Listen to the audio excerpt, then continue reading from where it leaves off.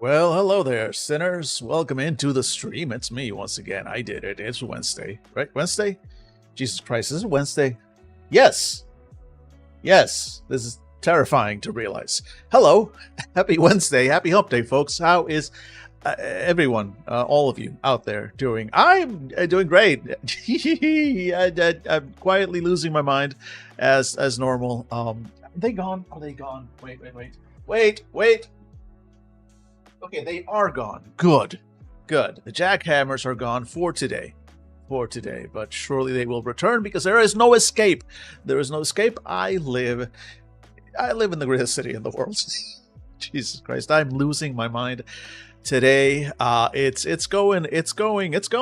It really is going today. But here I am. I made it. And Look, here's the reason. Well, one of many reasons. Why am I particularly just about to go full Joker at the moment, right? I spent the morning doing some... I spent the morning trying to do shit, all right? Spent the morning... ADHD is a hell of a drug. I spent the morning trying to get together some listings so I can put them up and start playing games, list some games up, see if I get some players, whatever, make some moolah, some money, some cash, because it turns out you need that shit to live in this country. Anyway, I tried, and in my defense, I did get the outlines written, right? But two things happened. One, the jackhammers. Oh my god, the jackhammers and the sound from outside was driving me nuts, and there is only so much that noise canceling anything can do when you feel the vibrations coming in from the street, through the building, up into your body. Anyway, that and just kind of trying to figure out, okay, here's the problem. When I say this, I'm bad at marketing, right? Well, part of the reason why is, have you ever heard that phrase, quote unquote, the joke, usually paired with a very bad piece of like 90s or 80s style graphic design, and it's something like graphic design is my passion, making fun of the people who say stuff like graphic design is my passion and then put out really badly graphically designed stuff. Graphic design is not my passion. I am not good at it. I've tried, but it is not. Not only is it not my passion, it is in fact, I sincerely believe, an active hindrance in my life at this point. Here's how this all ties together. When you make a game listing on Start Playing Games, just like in anything else on the internet, you have to market it, right? You have to make it flashy, you have to make it viewable, you have to make it attractive, blah blah blah. And a huge part of that is the fact that there is a little, a little square image that you have to put in with your art, right? With your listing, rather. And you can sometimes get away with just posting the cover of the game that you're planning to run, but understandably, SPG, I'm just going to call them SPG rather than Start Playing Games because it's just simpler anyway. SPG has some limitations on what you can use as your art, right? Because you have to have the legal right to use it as art, as an illustration. So you can't just grab anything you see on the internet, any copyrighted works, any stuff from, the Wizard Company, whatever, and just put it there to be the art for your game, the promo art, because it's not your art, doesn't belong to you, right? They do have, and they apparently made some kind of licensing deal with, like, Hasbro, Botsy, whatever. And so they have like a set of art, official art that they have licensed, and it's like, hey, if you use these specifically, it's okay to use some other side. But that's specifically for just D&D, right? Anything else outside that, they have no licensing deal. So if I want to do a game, a Fabula Ultima game, for example, or a Chronicles of Darkness game, I am kind of shit out of luck. I gotta make my own art, and it's got to compete and be visible and pretty and attractive, and interesting, etc., to get those eyeballs on the thing. Because no matter how good my game description is and my title and how reassuring it is that I'm putting in information about safety tools or communications tools or the things that I'm going to be doing throughout the game, all of that doesn't matter if people's eyes just pass over the image, which is the first thing that they're going to see about your game, and it's going to be nestled in the same page as like 9 or 10 or more, depending on the screen size, other brightly colored, some of them even animated images, all calling for attention, right? This is straight up a marketing problem. That's what it is. It's advertising. I'm no good at that. I do not. Graphic design is not my passion. So I have the outlines written for games that I want to post, but then I have to put together some kind of visually appealing image for each one of those, right? And so what the bulk of the people on that site do, and look, man, judge them or not, it is what it is. There's, it is the place to go if you're going to put these services online, really. So SPG kind of has a very hands-off thing on the whole AI art thing. They're like, hey, AI art can't be copyrighted, so there's no copyright issue with it. You do you. We're not going to stop you from using it because, they don't really care. And to be fair, they really shouldn't have to. But that means that the bulk of the people who post games on there are using AI art. Sometimes really obviously, sometimes clearly with some post-production work, if you will, done on it, or working on art that was originally made by AI and then tweaking it and doing stuff to it. It's not post-production, that's post-extrusion. Right, so whatever the AI slop got extruded, then you did some post-extrusion work on that, and I guess it's at least been touched by a human at that point, right? Anyway, point is, most of the people on that site use AI art, because I'm sure the bulk of them, just like me, are not graphic designers. They don't have a lot of skill at that. So, but they're still they still need to sell their games, and so. It's frustrating because I'm not going to lower myself to using AI slop for my game listings. I cannot bring myself to do it. Not in any way, shape, or form that would leave me feeling good about myself, right? And I'm trying not to terribly judge the people who are using it. People got to put food in their mouths and on their tables, and the world is on fucking fire. Get that bag, do what you need to do. I simply cannot bring myself to do it. So I managed to make one thing. I used here, I'll show you. This is the best that I've been able to pull off. This is just one of them. This is for the Chronicles of Darkness one, because I was in fact using an AI art thing as a base for the one listing that I had, and I was so unhappy. I felt so shitty about it. I let that listing die, and I'm not reusing that quote-unquote art. Hey, PB, welcome in, friend. AI art is so off-putting, to be honest. Yeah, exactly. Someone in my alliance in this mobile game I'm currently addicted to keeps changing their profile pic with some AI bullshit. It's like uncanny valley with it. Exactly. Like, you can still tell. Like, it's so weird. Like, once upon a time, it was like, kind of like detecting the Fae. Count the fingers, count the eyes. Do not believe their lies. But it keeps getting quote-unquote better in the sense that it's more indistinguishable from human-generated art in certain ways, but human-created art in some ways. But there's still, to this day, even the best models, there's like an AI sheen, a glow, a rubberiness to it that is just, there's an uncanny valley there that we still, human brains can still kind of pick up on, and it does feel weirdly off-putting. So you know what, I'm gonna show you the art that I managed to work up on one of them this morning. and I still need to make art for all the other ones, but this is the best I can do. Where is it? Where is it? Where is it? Let me get the is it here? No. It's on my Dropbox. Give me a second. Yeah, right. I'm storing it in this other folder. So go in here, and then I'm going to. All right, do I have a random image that I can put up on this screen that I can just use? No. So I'm just gonna add a quick image source here.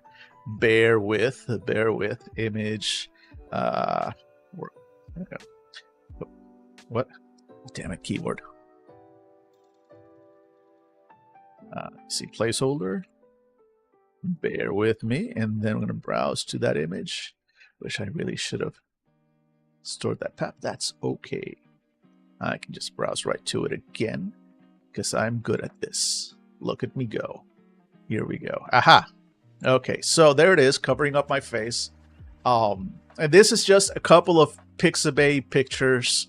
So there's a picture. None of this is AI generated, as far as I fucking know, because sometimes you can't tell. Sometimes there were a few that almost got them, and then I saw very small at the bottom, like, just as I was about to click to download the image from Pixabay, it's like, oh, AI generated landscape. I'm like, motherfucker.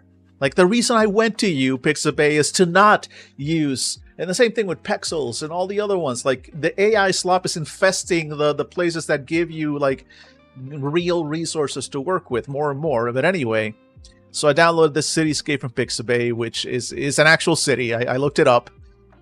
Actual picture. And then this like background with some gears and levers and stuff, which is also on Pixabay, and it may be computer generated, but it wasn't AI generated, so fine, I'll take it. And then did some not great, as you can tell by the quality of the. Is this dithering? Is that the term? I don't know. It's not it's alias is what it is. I don't know. Anyway, the separation here, and just some color correction, and then use the fonts, the free fonts given by Mr. Gone, who does the character sheets for Chronicles of Darkness and World of Darkness stuff. They have a whole selection of fonts for that. And yeah, it's fine. It's fine. It's I'm not thrilled with it, but it'll do, especially since it's gonna be like this size, for most people, right? That's it. That is the peak of my ability. That is as good as it gets from me. It's just some image manipulation. Okay, let's make that disappear for a bit. But I need to make at least 5 more different ones for different. So I have to make another. And no, I know. Yeah, you do grow by doing it. It's the thing. Like this is a lifetime. This is a lifetime's worth of messing around with not Photoshop, because I cleansed my home of that sin a while ago, and I've been an Affinity man ever since. I actually spent the money for the Affinity Universal license for Affinity 2, so I have it on all my devices, including my iPad. And they're good. They're good programs. They're also way too powerful for what I use them for. They're absolute overkill, but at least I'm not paying a monthly fee to Adobe. That was a one-time fee, and now I have these excellent programs forever. Cannot recommend Affinity enough. If I had a promo code that would give me a kickback to give you, I would, but I don't. So just it's good shit. It's good shit if you can get it. If you don't want to pay the monthly fee for Adobe, Affinity is pretty good stuff. Anyway, but point is, this is as good as it gets from me. I'm never going to be. No, that's saying too much. I'm not saying I'm never going to be better, but like, it doesn't come naturally to me, right? I'm not naturally a graphic designer. Though to be fair, I do say, okay, I'm a halfway decent shitpost designer, and to demonstrate that, allow me to pull up two images. One of them was posted earlier today. Can you download this image? Well, can I just copy it? No, I have to save it because I'm going to put it up on OBS. All right, so let's save that image. Let's put it in the same folder so that I can easily switch it out, right? Boy, I'm so good at this. Here we go. Oh, wait, no, not that folder. Put it here. Okay, here we go. One, and then let me save my edit here. For some reason, I guess I posted a screenshot instead of saving the image, but sure, why not? Why not?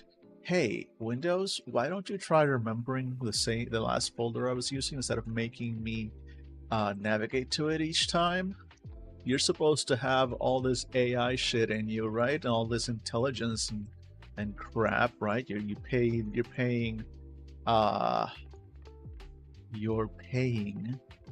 OpenAI for anyway. Look. Okay, this image that I'm about to put on screen. Let me change the source. Was posted on the Fandible Discord. Oh, let me make that a little smaller. Put it up here. Here we go. This was posted on the Fandible Discord this morning on public by friend and enemy of the show, Dave. And so wait, this looks like the cover of a thin book for Win. Are you saying the previous one, the World of Darkness one? Is that I mean, it is one of those like thin books. Yeah, it kind of could be. Here we go. I should make this for kids. And inside, here's the thing. I wish I had the ability to draw, because then I maybe, yeah. Anyway, back to it. So again, this image, this beautiful thing was placed on here. Oh my God, it's huge again. There we go. This thing was put up on the Fandible Discord this morning with the caption, "Hey, album cover. What's the name of the album and hit song?" And nice try, Dave. Nice try, but as not good enough. Not good enough. You need to shitpost properly. So I took that image and opened it up in Affinity. And just did some quick editing. And this is filthy, but here we go. Fixed that for you. See, I can do this. If I'm making shit posts. Oh, what? Okay. Wait. Yeah, sorry. There we go. If I'm making shit posts, I can churn out a quick edited shit post. Toot sweet, really. But making something that I'm, that I'm not absolutely mortified to release onto the internets, and that needs to be attractive. By the way, sorry, Phoenix. By the way, I almost missed your message. Hello, Fred. Hello, welcome in. But yeah, making an image that is for marketing purpose and not for shit posting purposes is a skill set that I am yet to fully develop. And the problem here is specifically, again, graphic design is not my passion. It is in fact a hindrance in my life, because seeing that I have to design multiple different covers and cover images and stuff for my games and make them in some way visually attractive. And look, you know what? Here. I'm gonna switch over to the game screen, and even though I currently exist in the void, bear with me. I know I am a voidling right now, but it's for a good reason. Okay, let me go here and let me actually expand that there, and let me go here. I'm gonna show you all something. Here we go, and app capture. Is it gonna just grab the thing? No. Okay, because it's grabbing you with Zen. Aha! I can make you bigger. I can make that bigger. I can make it worse. All right. So if we go here, look at this. See, like there is, you gotta have, like, And this is clearly AI generated. This is actually no, this is Pathfinder. So this is probably some of the licensed stuff that they have. This is clearly, I recognize the art style and the drawings and everything. This is Pathfinder, but this clearly AI generated. I don't even know what's happening. Actually, this okay. You know, well done, well done. This is actually kind of interesting. This is clearly a picture of the GM's kind of like screen setup behind for his game. Cool. See, this is cool. I like that. This is kind of like what I'm doing, but still, that's again clearly this AI generated. This I don't know if it's AI generated or not, but I'm gonna say probably is. 100% AI generated. 80% AI generated. Yeah, like almost all of this. Either that or it's like artwork that I probably don't want to think about. It's probably not officially licensed. And it's difficult to make something that feels like it's going to stand 100% AI generated, 100% AI generated. Like again. It's a lot, you know, and having that art, having to make that art, having that requirement for there to be something that, because, you know, this is the first thing that's going to drag your eyes, you know, attract your eyes. And I guess these are options. Like you can do stuff like this one, but also that one is 0.6, you know, seats filled, and who knows how long it's been posted. Meanwhile, this horrifying thing has 4 out of 6 seats filled. Because it's D&D. Because it's D&D. Anyway, I could go off on a rant here. Let's see. I would like a stream where you spend the entire time making like 10 thumbnails for games to join that don't exist. A practice stream, if you will. You know, maybe that'll be Friday's stream. I haven't been. Well, actually, no. Last Friday I canceled, and then we did the stream, the game on your stream, PB. So. But then this Friday before that, what did I do? I think I just played a video game. I was in an off mood. But yeah, I need to get back to making Fridays be a creative thing, which is what I was doing working on my own game. And maybe I can get something together. Like I'm just I hate this so much. I hate having to I'm not it is not, again, graphic design is not my passion. I do not enjoy unless I'm shit posting. Oh, there we go. Wait, that didn't need to go away like that. I was actually just trying to switch over here. Unless I'm shit posting, you know, in which case, once again, you know, yes, this is art. This is art. This. Okay, wait, here we go. That. Aha. that is art. That is the art that I can generate. That is what I contribute to the world in terms of artistic. But yes, no, I get you, PB. It is part of the job. You are right. Like, yeah, hey, last night I was hanging out on PB stream, and you went on a bit of a rant about like, hey, you know, saying you're bad at marketing, and I was like, ow, thank you, but ow. But also, you're 100% right. Like, you are 100% right. Like, part of it is get over yourself and just do the thing. Just fucking do the thing. And you know, I look, I can make, if you see my Blue Sky or Mastodon earlier today, I had to go on a mini rant because, you know, the jackhammer started, and I was in there, you know, I was working on that image, and with the full intention that I was going to knock them all out today. I was almost in the zone, and then the jackhammer started, and that kind of cricked me off, and then I just started spiraling, and the ADHD then hit, and I was just like staring at a screen going like, motherfucker, I need to do the thing, Dan, do the thing. And it's like, why are you not doing the thing? And thinking like, man, back when I had a health plan and I had my meds, I could just do the thing. It was amazing. That's the thing. That's the I keep saying thing over and over.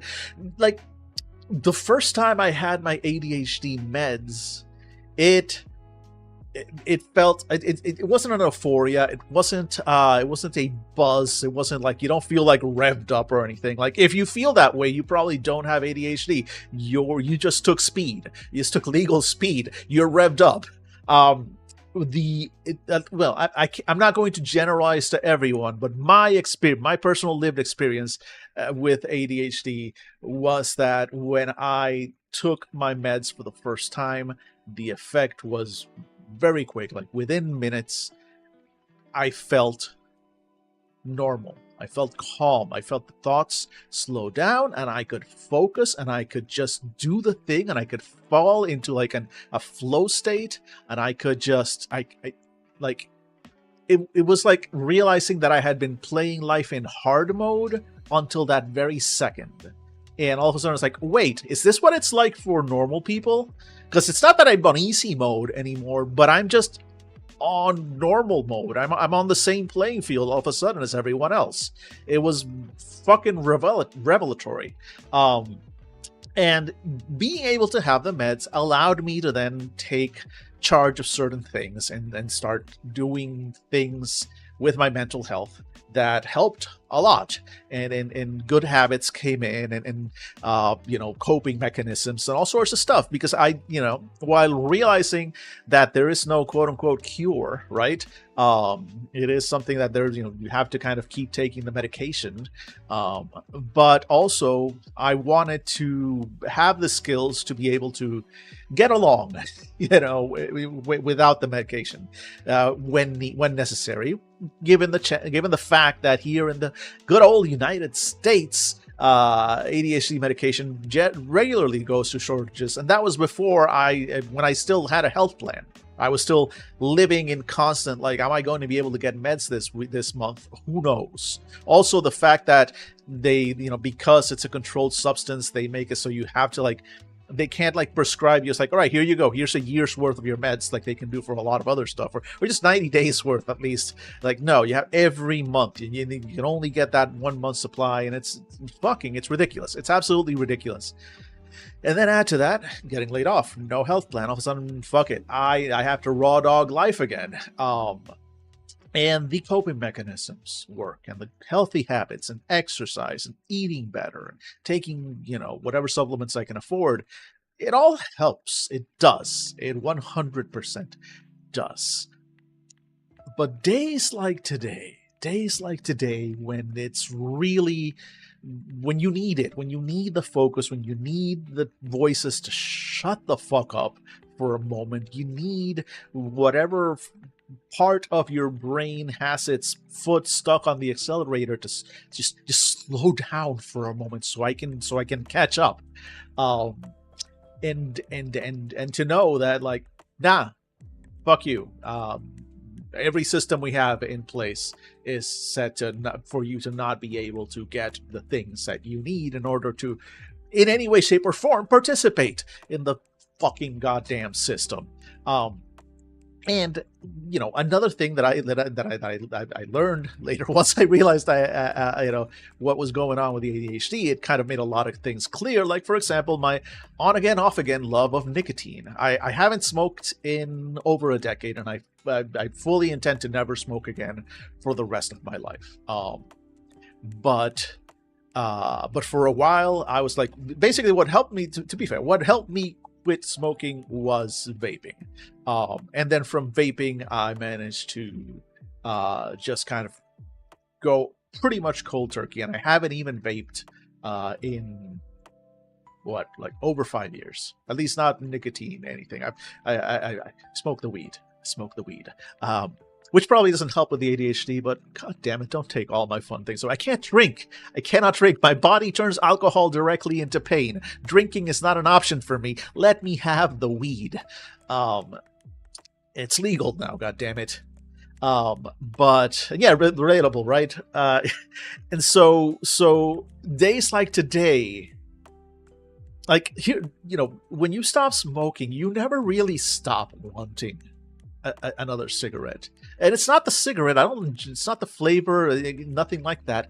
It's if you've ever smoked, you'll know what I'm talking about. When you take that drag, there is an almost electric crackle that happens in the brain.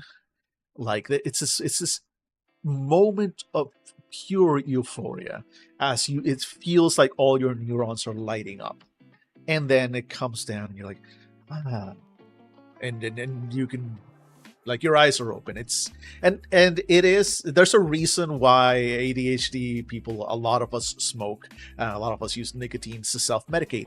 It actually works. There are studies that show that nicotine does have an effect on ADHD symptoms, very similar to the effects of Adderall and other stimulant substances, specifically on ADHD brains.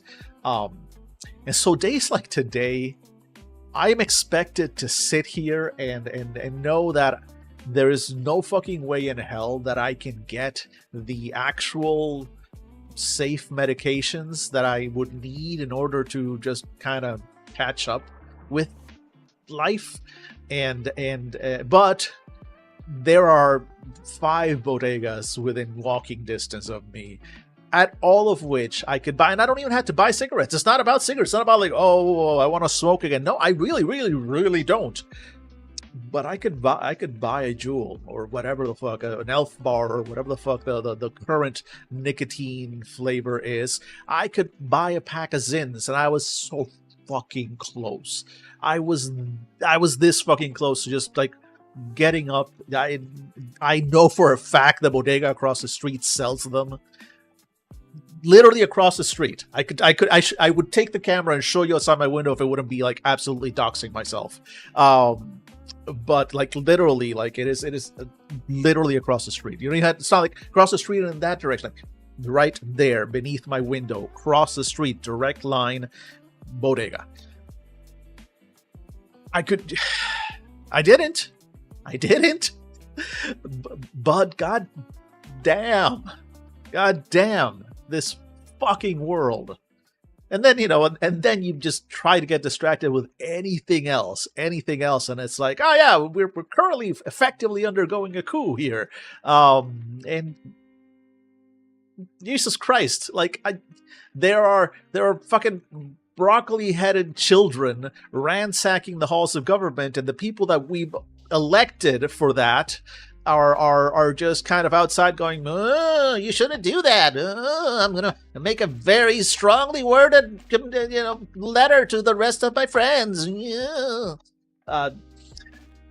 Fucking hell. And thank you, Phoenix. Thank you. Again, this fucking close. Holy shit. Because the sad part is, I know it would work. And getting past that mental thing, that logically, I know it would work. I would fucking take a puff or start sucking on the little sin bag and I would lock the fuck in.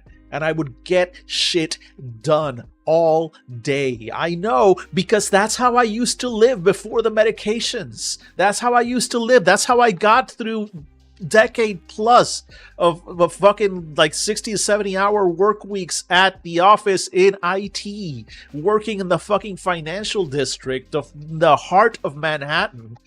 All right, and being like the one that they called like the hero, like literally they called me the hero, because when something went down, if your fucking server went down at 3 a.m. on a Sunday, call Dan, he'll get it done.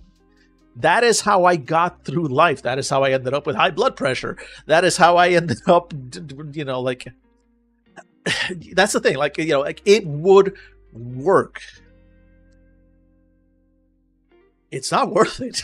I know it's not worth it, but goddamn, it's so hard to say no when I need to fucking get shit done if I'm not going to end up like either back in IT, in which case I'll probably end up addicted to something again anyway, because that's that fucking industry, or just like working at McDonald's or whatever, just so I don't end up homeless, which is at least that's not going to happen. Worst case scenario for me is I end up back in Puerto Rico, crashing with my mom. I'd rather not. Let's be clear. Not because I don't love my mom. I love her dearly, but also like I don't want to. No, I'm also a late 40s man. No. I don't know, folks. Anyway, how's this review of Bluebeard's game Bluebeard's Bride going? I think it's going very well, don't you?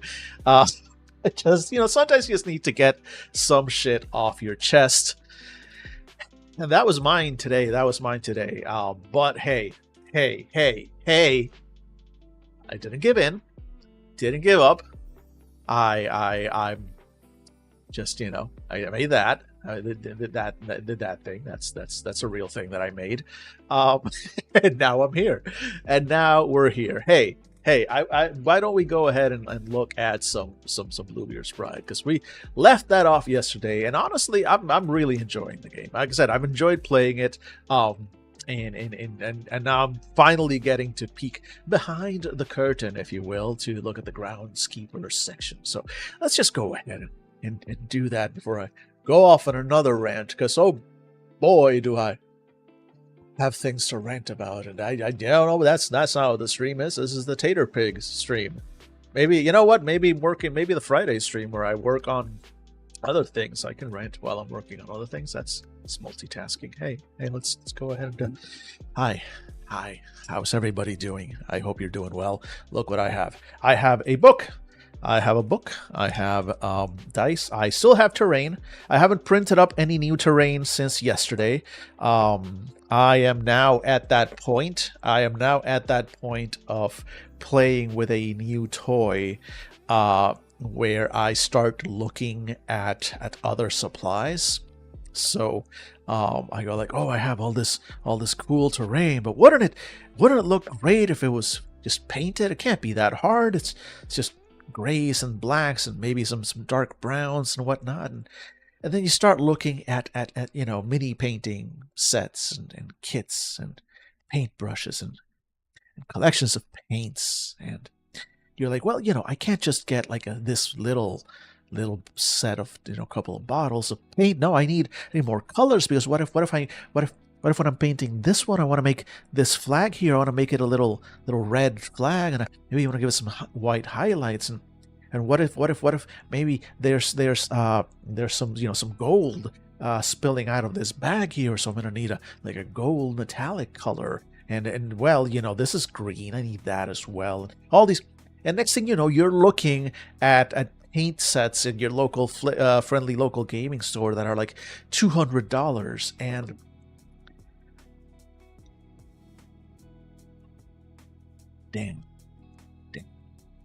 Dan, you've never painted a mini in your entire goddamn life, and yet here you are. Look, I know, Dan, I'm talking to you here. I'm talking to you, Dan. You know for a fact that you could spend the $200 on mini paints and equipment and write that off on your taxes next year, because your therapist told you that. Is my therapist a bad influence? Is that what's happening here? I think so. Is there a move I can do about that? Does this game provide me with a tool I can use to not end up spending hundreds of dollars on minis, paints? Chat, somebody please give me a $25 at most mini painting kit that I can just start with. And you know what? I'll even do it on stream. That's part of the thing, right? That's why I was this close to buying that too.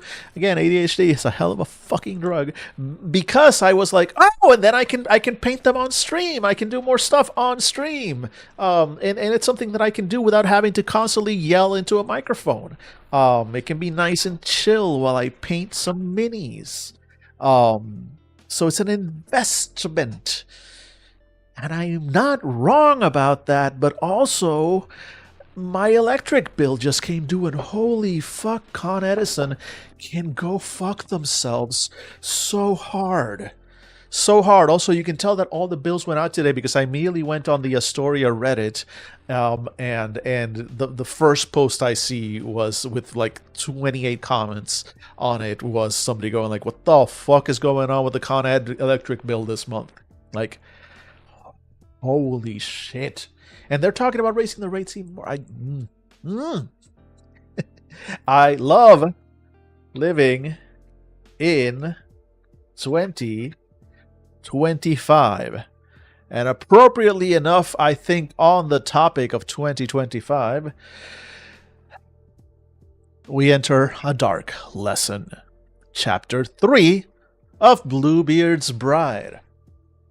Let's get to it. So, let's look at the role of the Groundskeeper in this game, because, frankly, we've experienced enough real horror, and I think we should now experience some tater pig horror instead. I think it's probably a lot more manageable. The Groundskeeper. We're alone now. Just us. Let's have a chat. There's no need for pretense here. The players, those silly girls, think they're ready for this game, prepared for what you might throw at them. They pore over the early pages, seeking out every little hint of safety, thinking to protect themselves with rules. Such simple, foolhardy creatures. Because all of this, the design, the words that came before, is for you. It was always for you. You, the Groundskeeper. The way the moves work, the way the sisters perform their little flirtations. These are windows that show you what your players actually fear. They tell you how their sister is unique by what she says and feels and what the bride does. The players make decisions about how to handle the horrors in each room and how much trauma they're willing to risk to figure out what their husband is up to. And you will learn with every shiver, every nervous laugh. You will make them beg you to describe the horror to them, one luscious word at a time. This is the best part of the game, when a player's eyes widen in horror, when it sinks in that they are trapped in this house, and they begin to sacrifice servants, then each other, as they struggle against the inevitable. And your voice caresses their waiting ears as you tell them how it is all their fault, how their choices led to this bed they made and must lie in, how their actions are the gasoline soaking the very bedclothes, turning it into a funeral pyre. Once, you were the one to learn proper ladylike behavior. Now, you will teach this lesson. Once, you were the one to entertain the careless whims of men. Now, you will share this wisdom. This is how you run Bluebeard's Bride. Follow our advice, and you will do well. Well, that's a hell of an intro to the game. Holy shit. So, a lot of games that I've seen, the DM section, the GM section, the Groundskeeper section, if you will, they save all the flowery language and all the, the luscious descriptions and whatnot, right, for the player-facing stuff, because you got to get them in. By the time you're talking to the GM, you usually tend to dispense with a bit of the pretense, right, and go like, all right, hey, GM, this is me, the author of the game, now talking to you. Here's some rules. Here's stuff you're going to need to know to run this game. Here, still that. There's still, no need for pretense and all that. There's a pulling aside of the veil, but it is an atmospheric pulling aside. It is still on topic. So, all right, sorry, on, we're still on stage. This is still a performance. This is still pulling you in for this horror game, and almost making you complicit in it, and I dig that. I dig that. Hell of a way to start the guidance for the GM on this game. Let's see what went before. You should read the previous chapters. Hey, don't tell me what to do. I mean, actually, sorry, game. Yes, I did that. I did that already. You should read the previous chapters, as there's important information in there for you as well as the players, from sister creation to move clarifications to how trauma works between the sisters. Bluebeard's Bride requires a lot of trust to play and run, and making sure everyone understands the rules is the start of that. This chapter, however, holds secrets just for you. Agendas are your overall goals in running the game, and they guide you towards the best kind of play for Bluebeard's Bride. Principles are the best practices we've learned running the game, and moves are specific actions to take in response to players' choices. Together, these make running the game a sleek, satisfying experience that fits the theme of Bluebeard's Bride. All the tools you need to bring the house to life are here as well. There's advice on running the game for specific sisters, and instructions for creating the rooms and objects, as well as managing the servants and horrors that live within those spaces. You don't need to memorize everything here before you run the games. It's perfectly fine to refer back here as needed. Next page, here we go. Alright, so agendas. As Groundskeeper, your intentions revolve around balancing the following agendas. Agenda number one, make the bride and her experiences feel real. Agenda number two, fill the sisters' lives with fear and horror. And agenda number three, play to find out what the bride chooses. So play to find out is very much, I mean, it's a general game thing, but also it is very much a phrase strongly associated with PBTA games. So fits in here right well. Let's see. Make the bride and her experiences feel real. While sometimes the bride's surroundings may be fantastical or horrible, they should always be grounded by the things our society whispers about women. The bride is in quite an overwhelming situation, reaching milestones that carry a lot of emotional weight. Leaving home for the first time, marrying an all but stranger, being abandoned in an unfamiliar house. The bride's story may be dark fiction, but it runs alongside the stories of other women. There is a truth to what happens in Bluebeard's house, and that truth is personal. The horrors in this story come from within, from the dark thoughts we don't like to admit we all harbor in the deepest parts of our minds and hearts. Draw on that to flesh out your descriptions. Fill the sisters' lives with fear and horror. The house wants to be known, and it's your responsibility to present it in all its refined malevolence and with utmost honesty to the bride. Describe the things that scare you, and watch as that fear spreads to your players. Remember, however, that you are not responsible for making the house ahead of time or knowing what will be too much for someone. The instructions in curating the rooms, page 76, goes over how to make rooms, but let the horror be in the moment as well. This game comes together in whispers over a table in a darkened room, and that liminal space is where Bluebeard's Bride thrives. Never let the sisters forget what lies in shadows. And the final one, play to find out what the bride chooses. You know that Bluebeard is a murderous bastard. That's not what this game is about. It is about the bride and what she chooses to do with the information she gathers. The players may decide early on what path they think they want to pursue. That doesn't matter to you.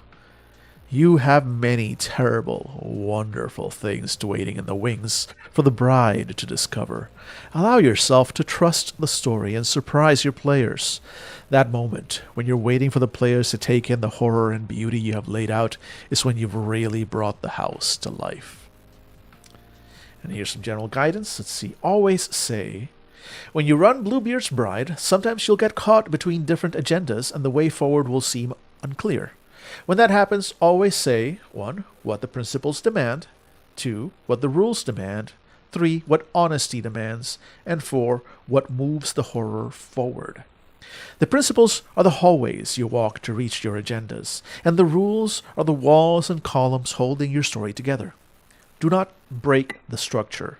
If a sister makes a move that will end in her marking trauma, inflict it. If a sister misses a role, embrace it and pour forth atrocity in response. Follow your principles and rules, and let their demands guide you. I love that this is like this really sort of motivating, like, follow your principles. We have a system and rules, and you're going to do great. But it's like this employee manual from hell, because it's like, follow your principles and make sure that your players are just absolutely fucking horrible. Pour forth atrocity in response to a failed roll. That's kind of brutal. I've read some brutal games. That is one of the most brutal things I think I've ever read in a game. And you know what? Fuck it. I haven't given this game one of these all this time. It gets one now. Holy shit, that phrase. If a sister misses a roll, embrace it and pour forth atrocity in response. Holy shit. Although this is an investigatory horror game, always tell your players the truth. They are relying on you to tell them what the rooms look like and how the servants and horrors behave. Don't hold back. Although the players assign the meaning to the objects they find, they can't do that without all of the information you have to give them. And you should give it until they ask you to stop. And above all, focus on the horror. Bluebeard's Bride is a game about the terrible realities of women's lives. If a sister shows weakness, have the house birth a twisted reflection of it. If there's a perfect moment for a servant to take advantage of the bride, have them take it, and draw out the scene to its fullest potential. This is a house of horror, and your players look to you to expose the iniquity behind every door. Do not let them down. Again, instruction, employee manual from hell. I kind of dig it. Let's see. So your principles. Also, we got some delightful, weird art. Let's see. Principles. While the agendas are goals, principles are the path you take to get there. They are rules, just like your agendas and moves, but they work as guidelines to create the best, most horrific fiction within the game. Follow them, and you'll be rewarded by a beautifully constructed story. Ignore them, and your game will fall apart.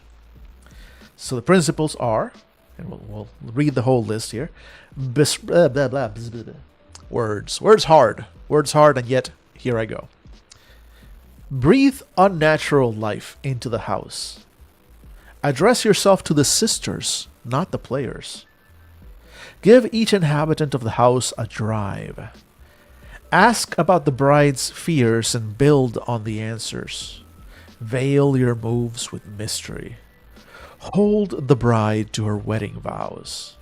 Fill the house with the echoes of violence. Blur the line between the ordinary and the monstrous. And center the story on women's experiences. Now, it's interesting. So, one thing that this game is, of course, it's a game about feminine horror, right? It is Bluebeard's Bride. All the things that are brought up here are expressions of the type of horror that women often, have suffered in history, continue to suffer even today. These horrors are real, right? And having played this game twice as a player, both times had a male GM, and I am very clearly not a woman. My ability to speak to some of these things is going to be a bit limited, right? Just because of who I am and what I've experienced or not experienced, right? The one thing I can say, and this is a slight bit of a cop-out, right? But it is like, first of all, yes, the authors are all women. And I have had the pleasure of meeting at least one of them, Whitney Beltran, Strix. I actually got a chance to meet her at Big Bad Con a few years ago. And say, welcome in, friend. Good to see you. But just as much of that is the fact that the games that I played in were mostly female players. I think I had one other male player in one of the games, and the other player was all female players. And they all gave very enthusiastic consent to the horror involved. They were here for it, but also they gave incredibly good feedback, and they were very pleased. And even though, the game is designed, it's a horror game. It's designed to make you squirm. It's designed to hit you where it hurts. And I think especially if you're a woman, if you're female, this game is particularly aimed at hitting some of those fears on purpose, right? That's the experience you're going for with this horror game, and it's at all points been very clear about that. But one of the reasons that I feel a certain level of comfort kind of going over this is because I do have that lived experience of seeing multiple women having played the game and having like, okay, yeah, they get, there's nothing here that uh the lines that are crossed are all crossed properly, if that makes any sense, right? This is not written in an exploitative way. It's not written in a way that it's meant to perpetuate or glorify abuse or horror or violence against women in any way. But it does use those elements as part of the horror story that it is telling, which is really good. It's really well done, really well structured, and that's where we're going to kind of keep diving into each of those aspects. So let's dive into the first principle of this game. Breathe unnatural life into the house. The house is full of pain. It's in the grain of every board making up the floor of the ballroom, every filigree adorning the locks that guard the doors, and in the shades that have made their eternal home in every room. The bride is never alone, even when she believes herself to be so. And it is this lingering agony that follows her every step. Describe the rooms in detail. Use scent, touch, and sound as well as sight to evoke emotion. Remember that everything here has a purpose, and nothing is ordinary or plain, unless that makes it horrifying. Each room is haunted by a former bride, although she may not be as seen at first. And everything in the room tells the story of her life and death. And hey, whoa, Pingu, long time no see. Yeah, I don't know why that command is. I think it lost track of you. It's been a while. How are you doing? I'm so happy to see you. So happy to see you here in chat. Welcome in, friend. Welcome in. I have terrible news, though. I have absolutely terrible news because just as you came in, oh. There we go. It is time for the hourly ad break. Yeah, no, exactly. You've been following since like 2000. Yeah, no. You've been around. Yeah, no worries. Well, I appreciate the lurks. I appreciate the silent lurks, though. Thank you so much. I'm so happy. Anyway, but terrible news. You popped up just as it's time for the hourly ad break. So I'm gonna just take a quick 3 minutes ad break, stretch your legs, get some water. I certainly will do both for myself, and we'll be back right after this messages. And when we come back, I will let you, the viewer, know what you could have done to avoid this dire fate. But for now, I can only assure you that we will, as always, be right back.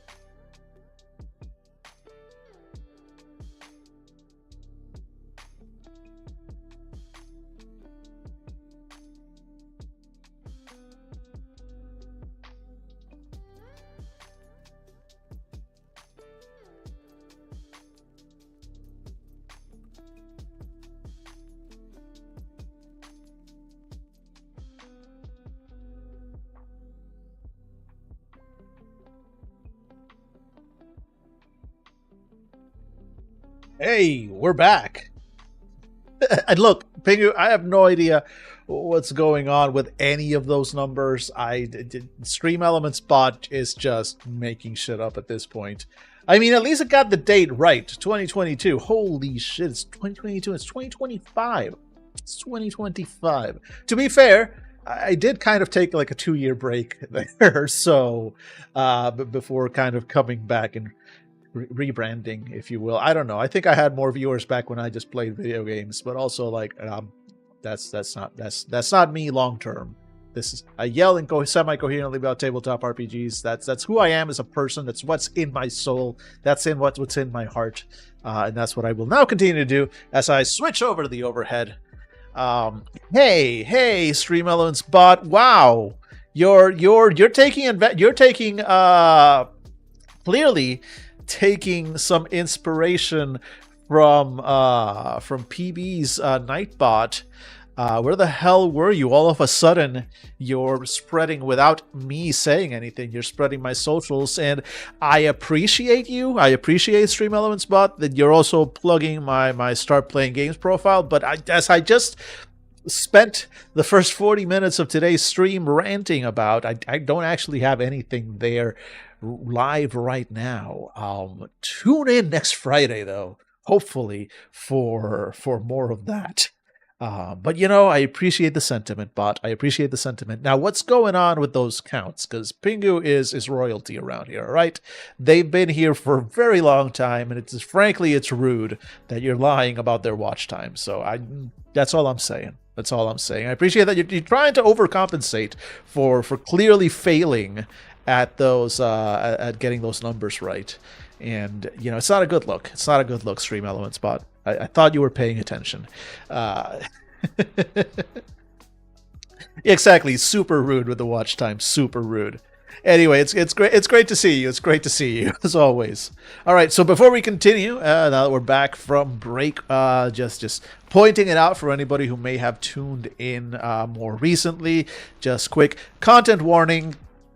Everything. All right, this is a horror game. This is a very, very horrible horror game. It's also a very good game. But it is a Bluebeard's Bride, a horror tabletop RPG. The horror comes before the tabletop and before the RPG. All right, this is meant to touch all kinds of dark topics because that's the kind of game it is and the kinds of story that it is telling. So if at any point on this stream anybody feels uncomfortable with any of the topics that are being discussed, it's not like I could stop you from leaving anyway, but open door, right? I will not be in any way hurt or upset. I understand perfectly if you need to step away. Do not expose yourself to things that you don't want to be exposed to if you don't have to.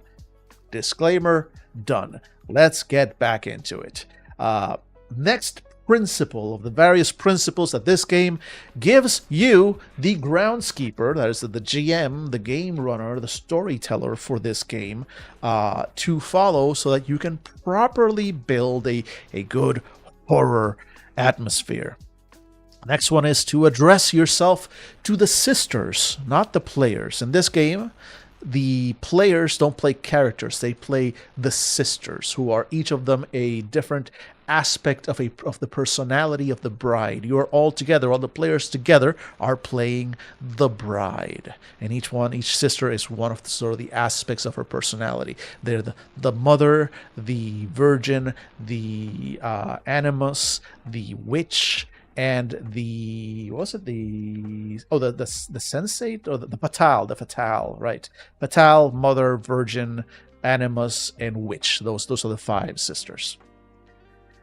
Just catching up for anybody who may not have been around for previous streams. Now, although you will get a thrill out of each player's reaction to the terrible things you describe, you're not talking to them. Address the witch, or the virgin, or the mother as they stand in a room haunted by a breathing velvet couch, not the player. The sister is the one debating sitting on the couch, so talk to them. This prompts your players to think, talk, and act like their characters. This extends to what the characters can see and hear as well.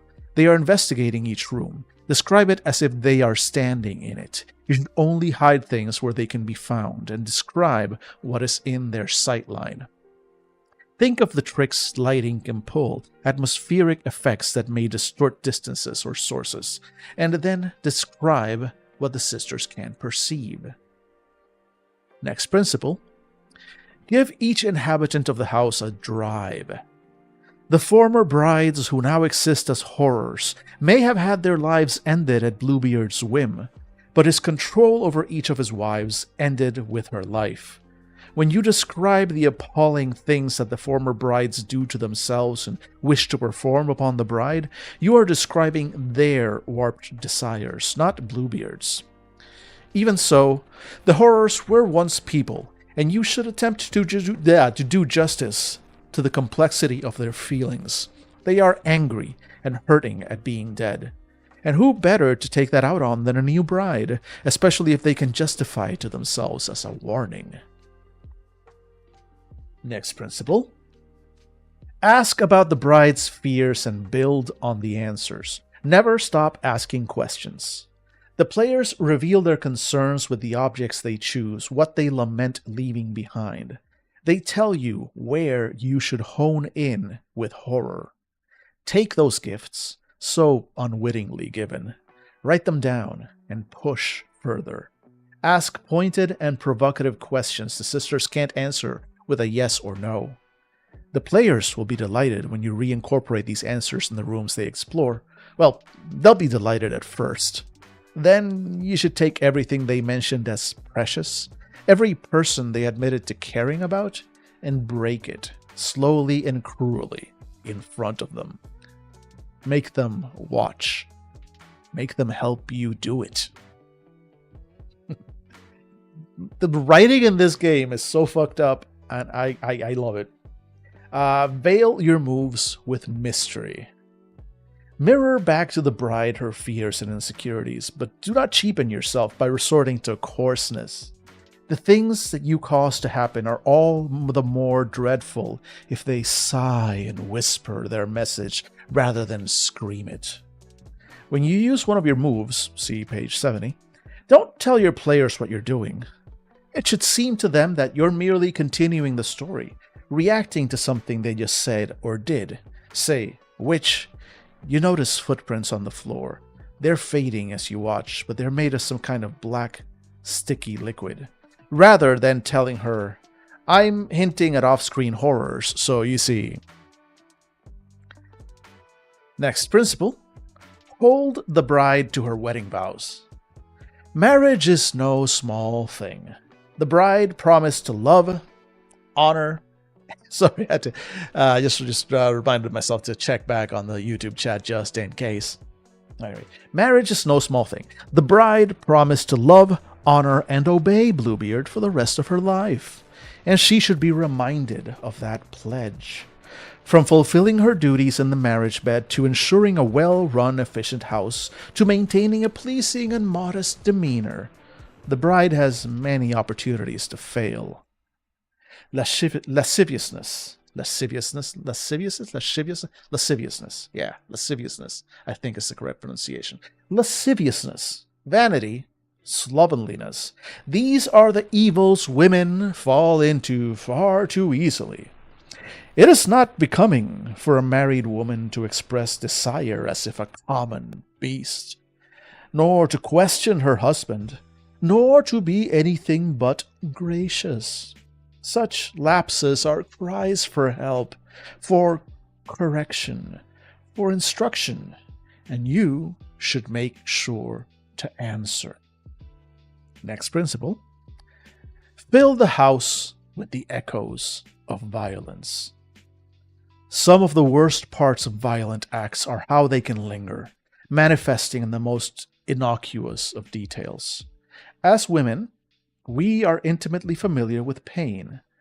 I'm going to take the book's word for it, but also I think I know what they're talking about. And the awkward questions afterwards, interrogating our own feelings of guilt or shame, and the burden of who exactly is at fault for what happened.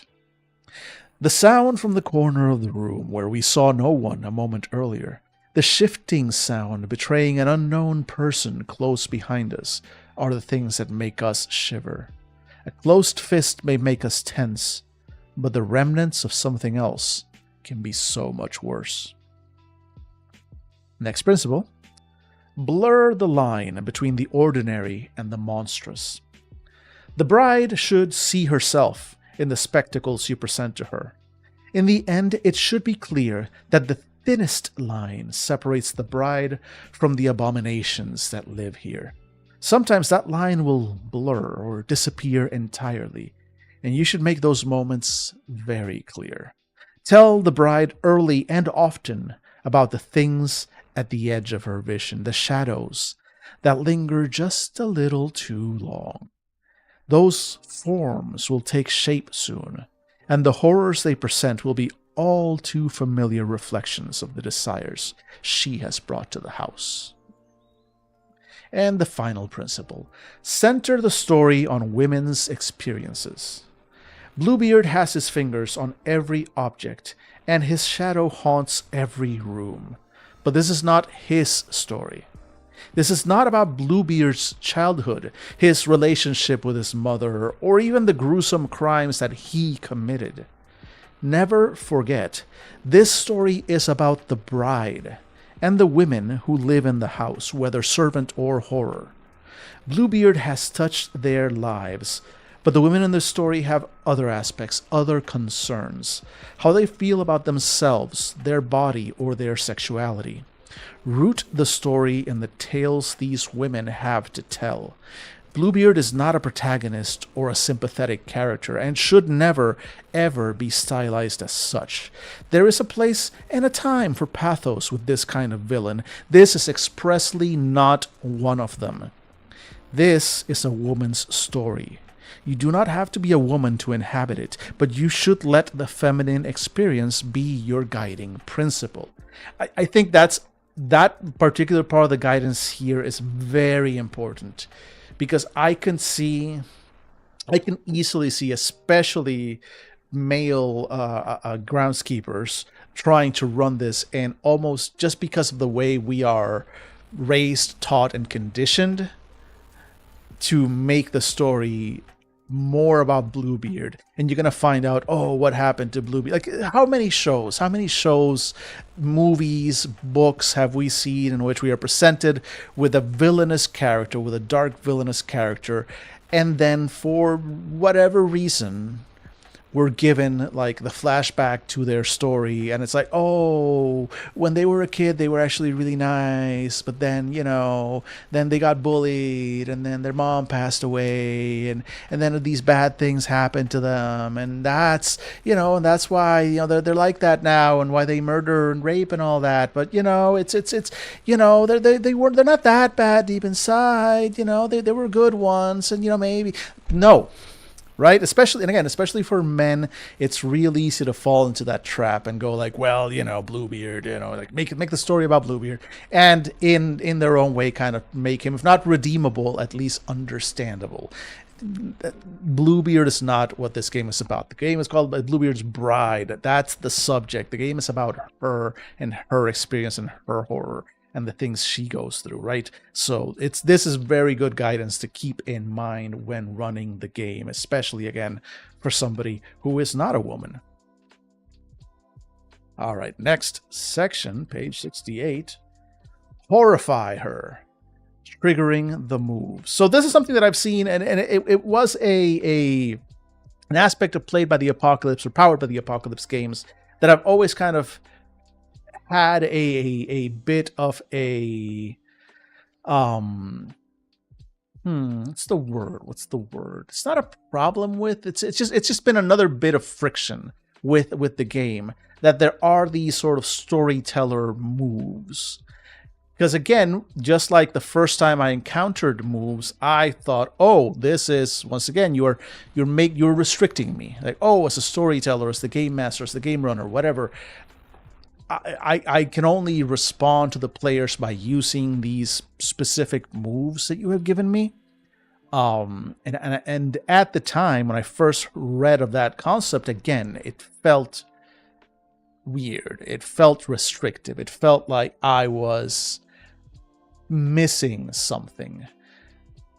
Because I'm used to sort of the quote-unquote standard GM experience, if you will, where you just do what you want, man.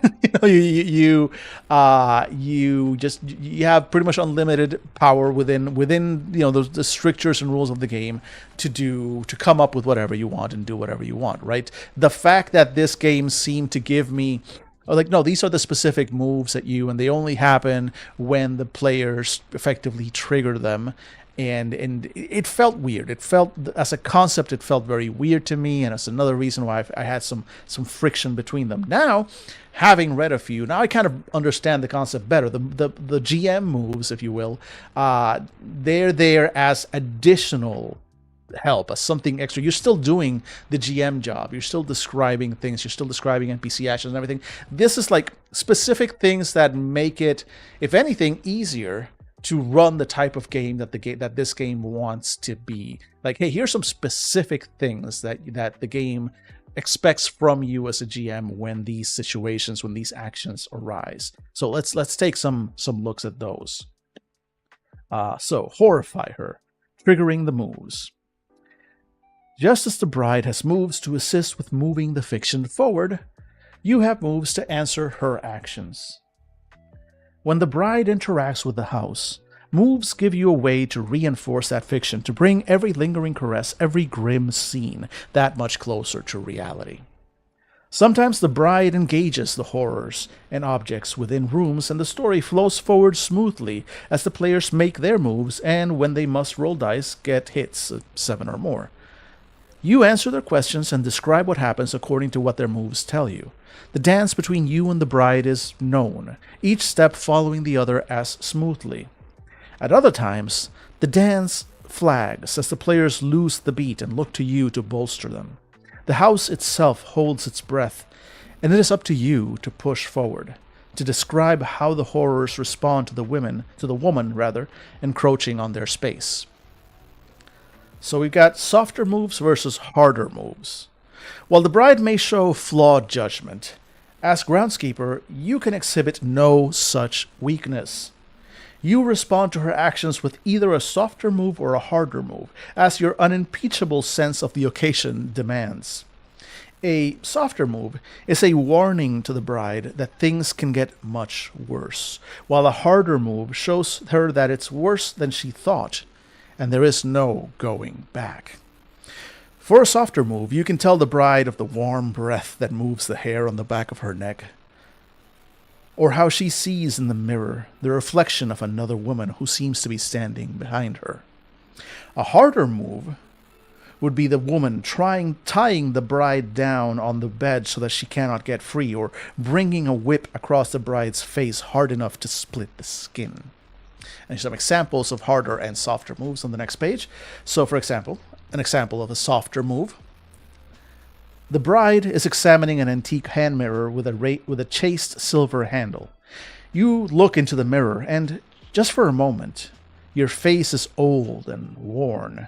Like your mother's, you can see the skin hanging loose around your neck and gray threads through your thinning hair.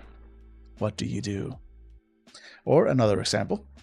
The servant Elise casts her eyes down and moves closer. In a whisper, she tells you how she thinks you're the most beautiful woman she's ever seen. She caresses your hands and shoulders, and as Elise leans in to kiss you, her breath turns foul before your lips can touch. What do you do? Bathan! Hey! Harder. Hey!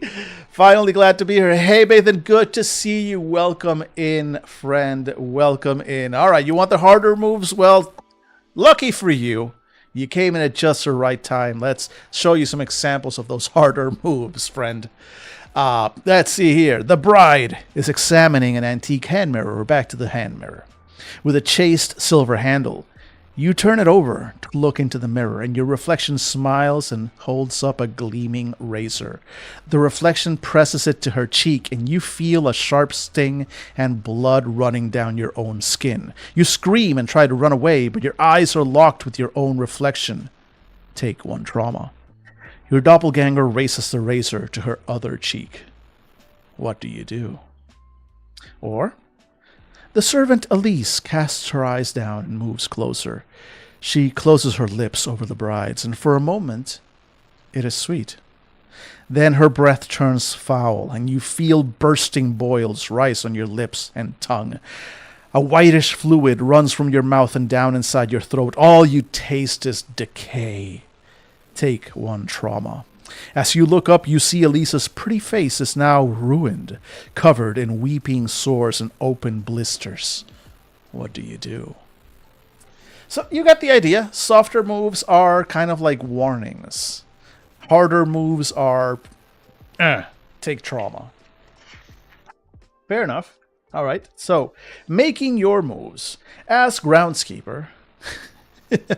You roll, get the fuck out. Yeah, no, that is the correct, I believe that is the correct choice. Although in this game, one option that you have that you can use is one of your moves in the game is pass the ring. So you are playing, one of the sisters, and maybe you're playing the Virgin, for example. And at that point, that happens, and you go, nope. Hell to the no, I'm not dealing with this. And you can just give up control and go like, nope, pass the ring on to the next person, onto another one of the sisters. This is now your problem to deal with. I refuse. Kind of a dick move, but it is an official move in the game.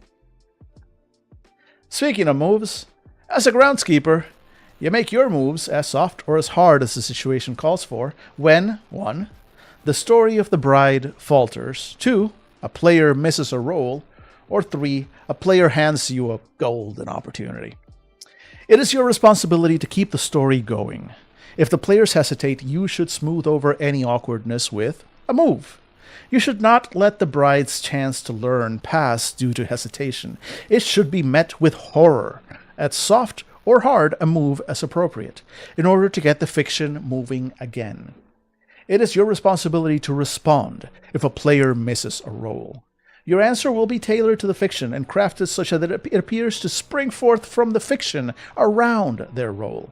Sometimes a move tells you what to do on a miss. Follow through on what it tells you with a hard or soft a move as you judge proper. It is your responsibility to respond honestly when one of your players hands you a golden opportunity. If a player ignores the dangers of the house, it is on you to make sure they cannot and will not be ignored. A harder move usually gets the player's attention. So what are these moves, these soft or hard moves that the Groundskeeper has? Well, glad you asked. Here is a list of the basic moves you use to reply to the bride's actions, followed by some guiding information and examples. And we've got a whole bunch of them. This game, again, I said like my instinctive reaction to the GM having a set of defined moves that they can use was like, oh, that feels limiting. But look at all of this, a whole bunch. So let's go through it. And again, I see these moves almost as much as just guidance, as the game telling you, like giving you useful tools. At first I thought these were like limitations and constraints, and they are to a point. But I've also very much learned that limitations are constraints are often where creativity lives. To get topical for a second, look at DeepSeek, right? The reason it exists in the way it does is limitations and constraints. So with that in mind, I find GM moves, Groundskeeper moves in this case, to be useful tools rather than just leaving it entirely up to you to go like, all right, well, make it scary. Good luck. Yuck. It's like, hey, here is your toolbox. Here are all the things you can do to keep the creeps up, to keep the creepiness vibing, right? So let's look at them. So the moves are 1. Hint at off-screen horrors. 2. Present evidence of the other bride's suffering. 3. Invoke the house's memories and secrets. 4. Undermine the bride's senses. 5. Remind the bride of her limits, physical and social. 6. Put the bride in danger, emotional or physical. 7. Inflict trauma, as established. 8. Introduce a servant or horror. 9. Offer an opportunity at a cost. 10. Turn their move back on them. 11. Make a room move. And the special 12th move, after every move, what do you do? So let's look at the guidance that they give us. Each one has a short little paragraph and an example of that move in use. So this should give us some good examples of what these moves look like during an actual game. Hint at off-screen horrors. Well, the house is active when the bride's back is turned. Horrors may lurk in hallways. Every room has nooks and shadows where terrible things dwell. Don't ruin the atmosphere by showing everything all at once. Make the bride decide if she really wants to look. The example here. The bride is exploring a medical ward. You pass ceramic trays filled with scalpels and saws. Everything smells like bleach. Each little bed and side table has a curtain that can be closed around it. Something splatters against the curtain. There's a low moan. You grab the curtain to jerk it open. The room is empty except for the sound of something dripping to the floor behind you. Next move. Present evidence of other brides suffering. There were other women before this bride, and what happened to them is bound up in the very foundation of this house. They lived in these rooms for longer or shorter amounts of time, and each made their mark no matter how tiny. Show the bride what those lives were like. Example.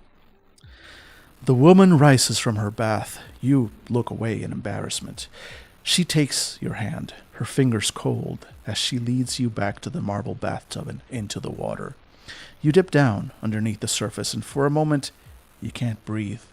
Someone is holding your head under, and you watch the bubbles from your breath slow, and finally, stop. Invoke the house's memories and secrets. The house has assimilated new tenants and fashions with aplomb. It wears its off-kilter architecture proudly, showing off each new scar left by the most recent bride across its surfaces.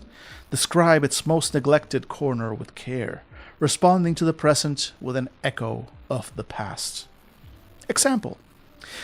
The bride has entered an attic and is studying a crystal bottle filled with sparkling sand. You take it over to the window and marvel at the shifting colors dancing across the grains, tilting it this way and that until the soft sands shift and reveal a small object contained within. A perfectly preserved finger bone.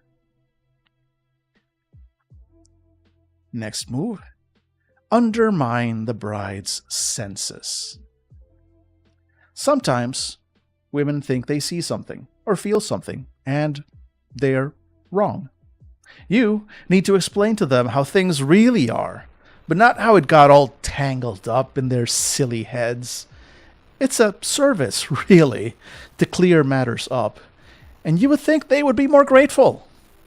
On occasion, they will try to pull something incongruous into the game to help themselves. A cell phone, a weapon. Let them.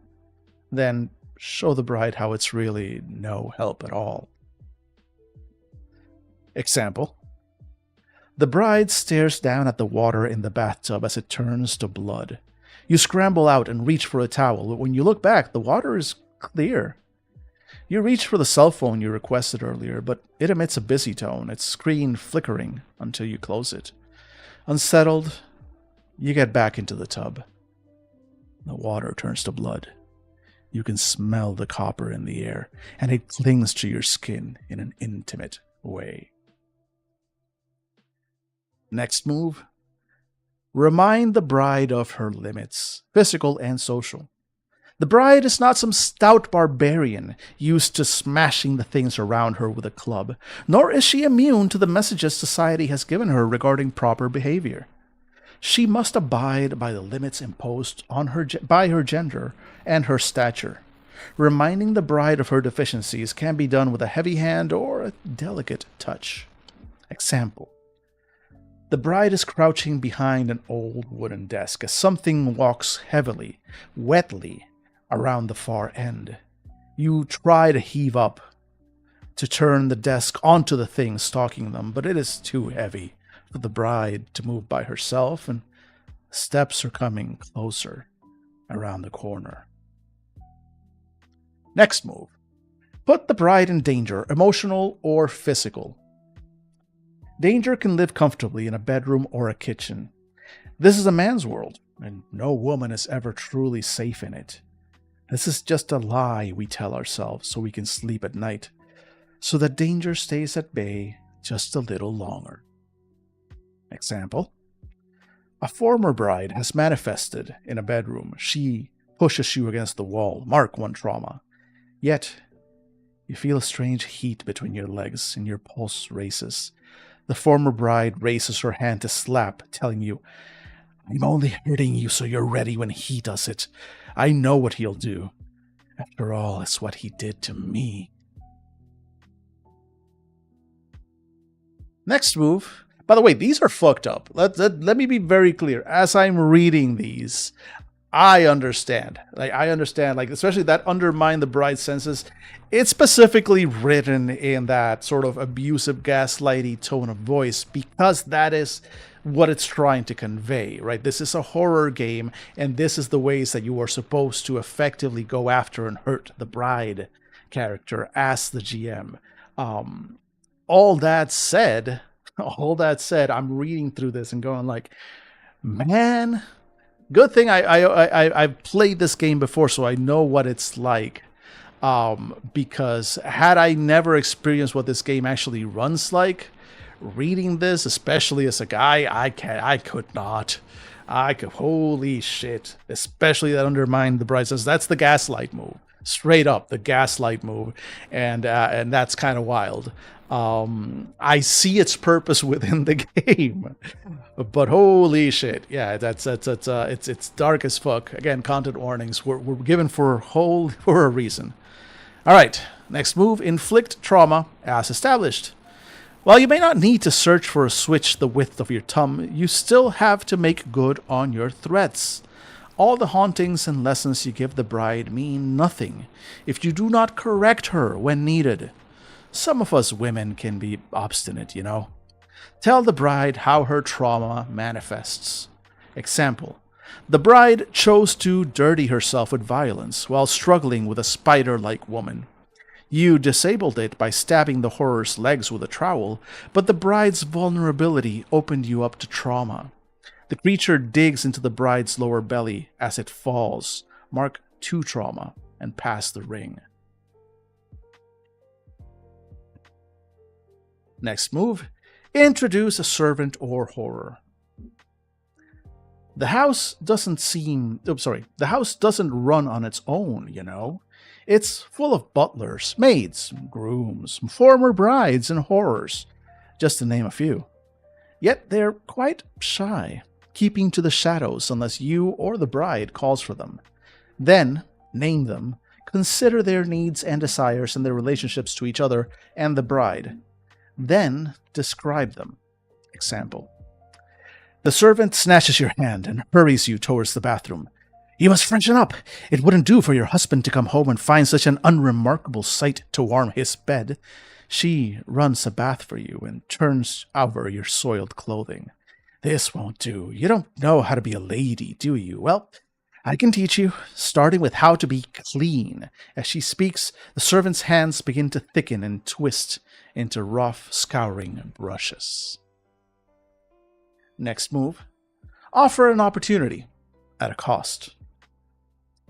The bride will want many things: escape, help, a tiny bit of reprieve, someone to see her side. Offer it to her with a price. Reward the bride with a double-edged gift. Don't be afraid of tension. Embrace it and make it perfectly clear what you're asking. Example: the horror gestures behind her, and you turn to see a wooden frame standing in the middle of the room with the servant girl Kadri tied to it. The former bride hands you a black whip made of rough leather and nods to the girl. "Practice on her first, and then I'll tell you a secret." Next move: turn their move back on them. Sometimes a woman asks for what she wants, so Give it to her. Give more than she can handle. The bride breaks down and cries out for help. Introduce a servant that needs her help in a very personal, costly way. The bride fails to caress a horror. Now the bride's changed her mind and decides to join in on whatever atrocity the horror is engaged in. Example. The bride has just failed her role to cry out for help, and the butler, Sevelin, grins cruelly. He moves closer to you, the warm scent of spice and evergreen preceding him. He stops just shy of touching the bride, although he leans close enough that you can feel the warmth of his body. Sevelin whispers, "Now, I want you to touch me, and I think you want to as well, don't you?" Just reading that makes me feel icky. But on the other hand, yeah, that's the reaction you want from your players. You want to see them shiver. You want to see them squirm. But okay, just a few pages back, they do very specifically say, where was it? Something about buy-in. Okay, it's probably earlier here. But anyway, point is, at one point, the book very clearly says, hey, buddy, this is the type of game that requires player buy-in and being very clear about what's going on here. This is the kind of shit, like that's the kind of move, that's the kind of narration that you do not pull on a player without some fucking warning and some very clear and enthusiastic consent. Just putting that out there for any GMs who may be watching this either now or later and considering running this shit. Hey, fucking great game. Have played it twice. Really enjoyed it. Really been horrified by it. At all times, it was very clear, enthusiastic consent around the table. We knew what we were in for. We were never at any point misled about what we were in for. And at all times, there was a constant and open conversation going on. This is, after all, yes, you do. This one specifically says you want to horrify your players. Yes. But also, it's a game, right? So keep that in mind because, again, This is the kind of game that if you are not playing it honestly, if for lack of a better term, if you're not playing it not honestly, I think the term that I'm looking for is it's not really good intentions either, but it is you're not playing it with the intention of hurting other people. You're playing it with the intention of horrifying and scaring because those are, candidly, yes, that's a good word. That's a good word. Well said, Pathan. But yes, exactly. Like it is very much like, hey, we all sat down at this table and we all are very clear that what we're going to play, the horror experience that we're in, and the topics and themes that are going to be touched on. So yes, because if somebody pulled this move at any other game, at any other table, again, unless there had been very explicit consent beforehand, no, red. The reddest of flags, right? So, next couple of, the last move bits here. So it's make a room move. In addition to the moves listed here, you can also use the room threats. Oh, not make a room move, make a room move. So room moves are a type of move. Thank you. I was slightly unclear, game, but thank you for that. In addition to the moves listed here, you can also use the room threats listed on page 78, which we will get to very shortly. These offer a specific way to tailor your responses within a room to match the theme you've chosen. So we'll check that out shortly. And then after every move, what do? The bride doesn't get to get out of anything easily, so put the focus back on the sisters by asking, what do you do after every description? Make them decide how to act on the things you've told them, then open up the conversation to those at the table with you. All right, now we are off to room design, curating the rooms. Oh, we have like specific threats. All right, so let's read through this. Curating the rooms.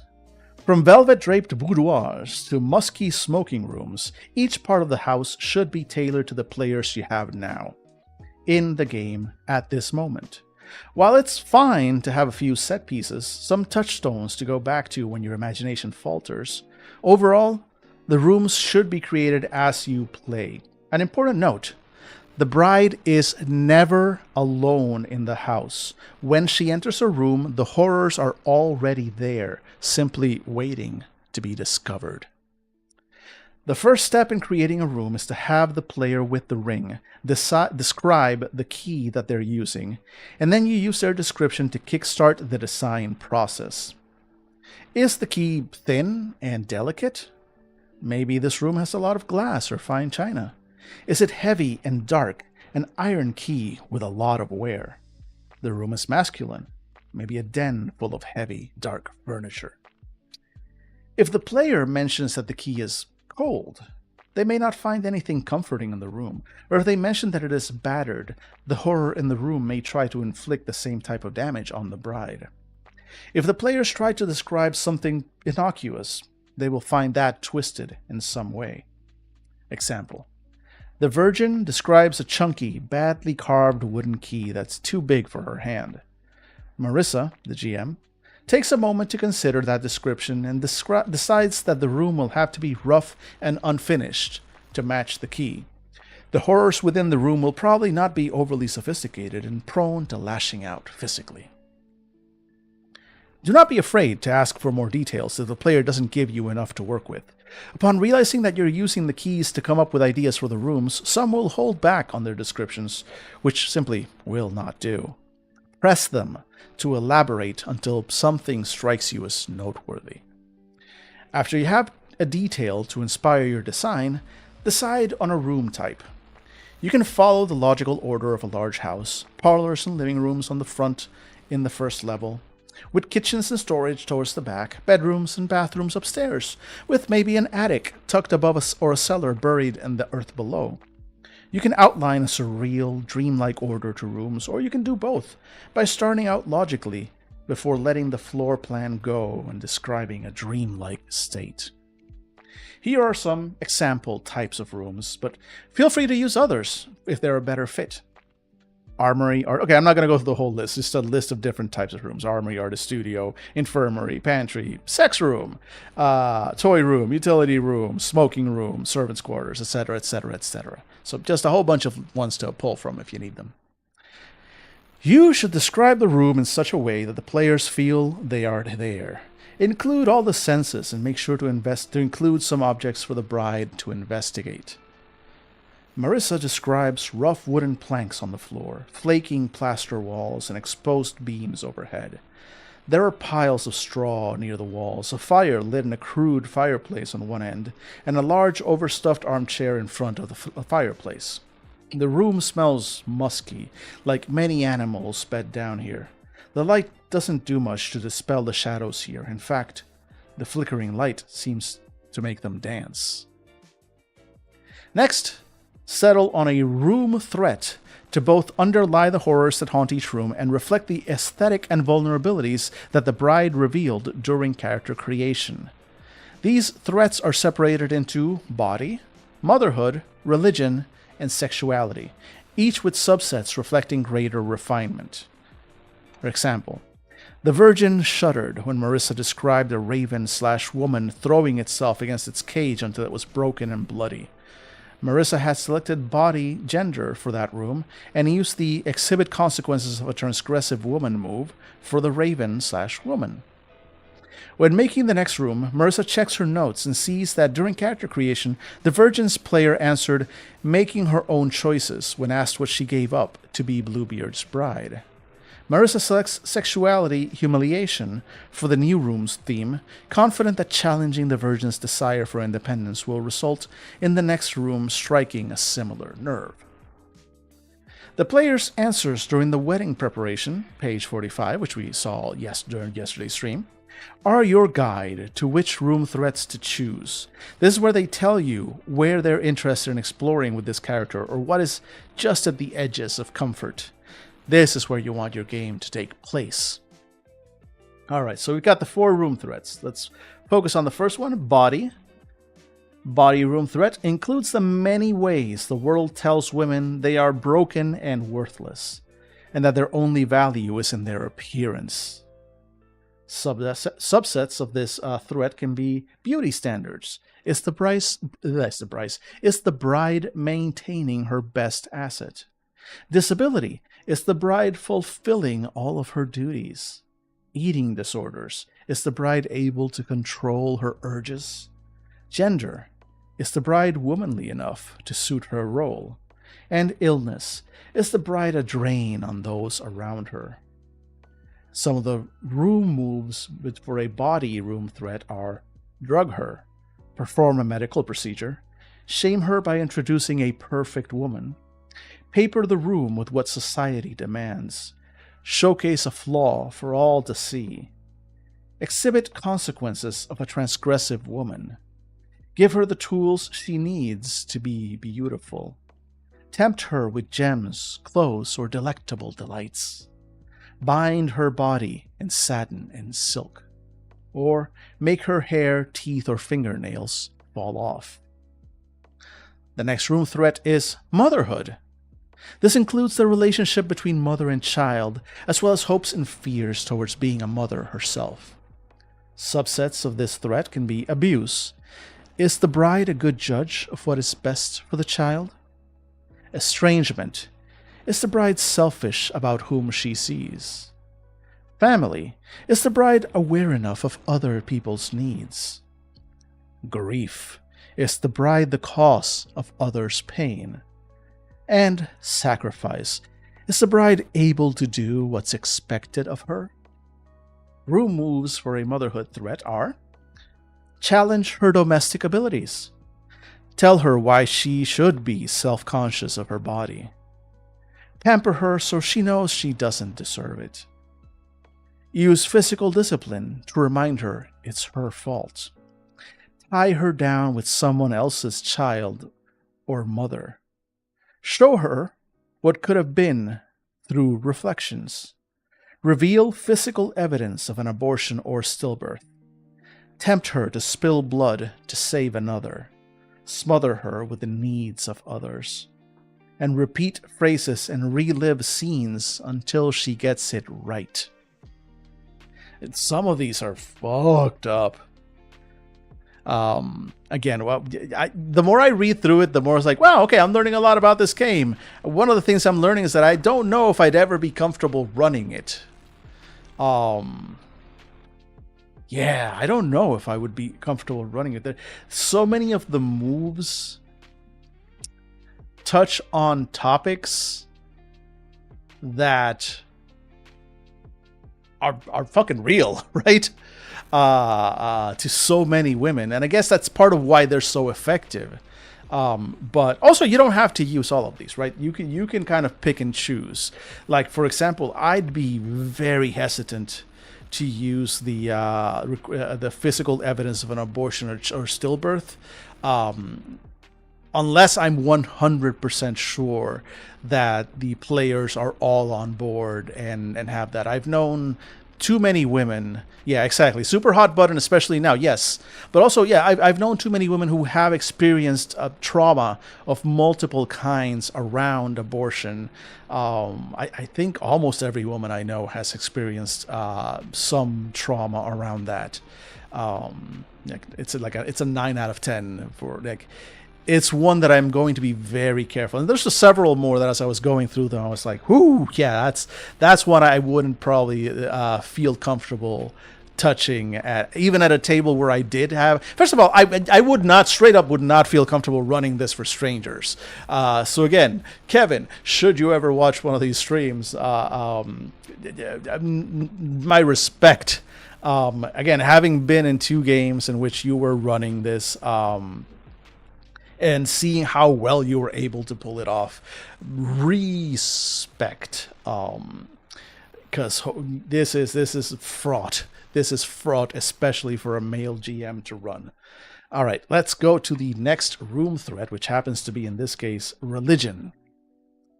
This includes the many ways in which religion can paint women as sinful, in need of instruction, and subservient.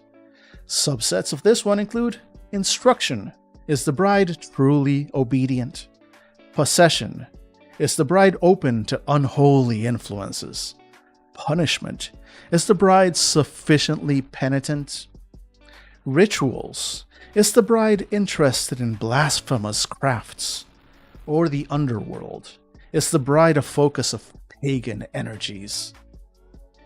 Room moves related to religion are: haunt her with former figureheads, plagues, or fluids. Force her to confess her sins. Educate her on how to be a pious woman. Trigger a ritual, hunt, or initiation. Possess an object in the room, like a bed or a dress. Surface what is buried underfoot. Tempt her with sinful acts, orgies, theft, or murder. Use violence and love to teach her how to think. Surround her with iconography that hurts or heals. Celebrate her marriage to Bluebeard. And then the final room threat, in this case, is sexuality. This includes how women are taught their sexuality belongs to others, that their bodies are not their own, and how others view their body. Subsets of this one, and the very first one is abortion. Is the bride prepared for the consequences of her actions? Humiliation. Is the bride aware of her place? Nymphomania. Is the bride untoward in her conduct? Perversion. Is the bride hiding depravity? And sexual violence. Is the bride aware of the power of men? The room moves for this one are: advance on a woman with touch, words, or display. Impregnate her with words, rituals, or a lie. Break her sexuality with critiques or aggression. Show the inherent perversity of objects. Invite her to join a promiscuous act. Educate her on how she should please her husband. Show what Bluebeard enjoys in art, books, and toys. Infect someone with a sexual disease. Condemn a partner or a child with violence or words. And ask what she desires, and then parade it in public. So I'll say straight up, if I was running this in a con game, I would just straight up. I don't think the sexuality one is one that I would ever lay a single finger on with strangers. No matter the safety tools in place, I don't care if I went through a fully detailed questionnaire, lines and veils, and I had a half-hour session 0 with each player beforehand. Unless these are people I know well, have a solid history and just absolute trust with, I'm not touching any of these topics at a table with strangers, I don't think. Especially not as a dude running this game. But again, specific set of circumstances. Within the game, yeah, okay, I totally see what they're going for here. But as usual, I always approach games from the point of view of like, what if I have to run this for strangers? What if I run this at a con? What's that gonna look like? And, well, the first thing I can tell you is that there will be 3 room threats types. That fourth one, I don't see that one going well with strangers. Oh boy. All right, so in the rooms now we have a guidance on placing objects. Each room should be filled to the brim with objects, capital letters, bolded and everything. These are the items that the bride interacts with, investigating and collecting them so as to form a fuller picture of what has happened within the walls of the house.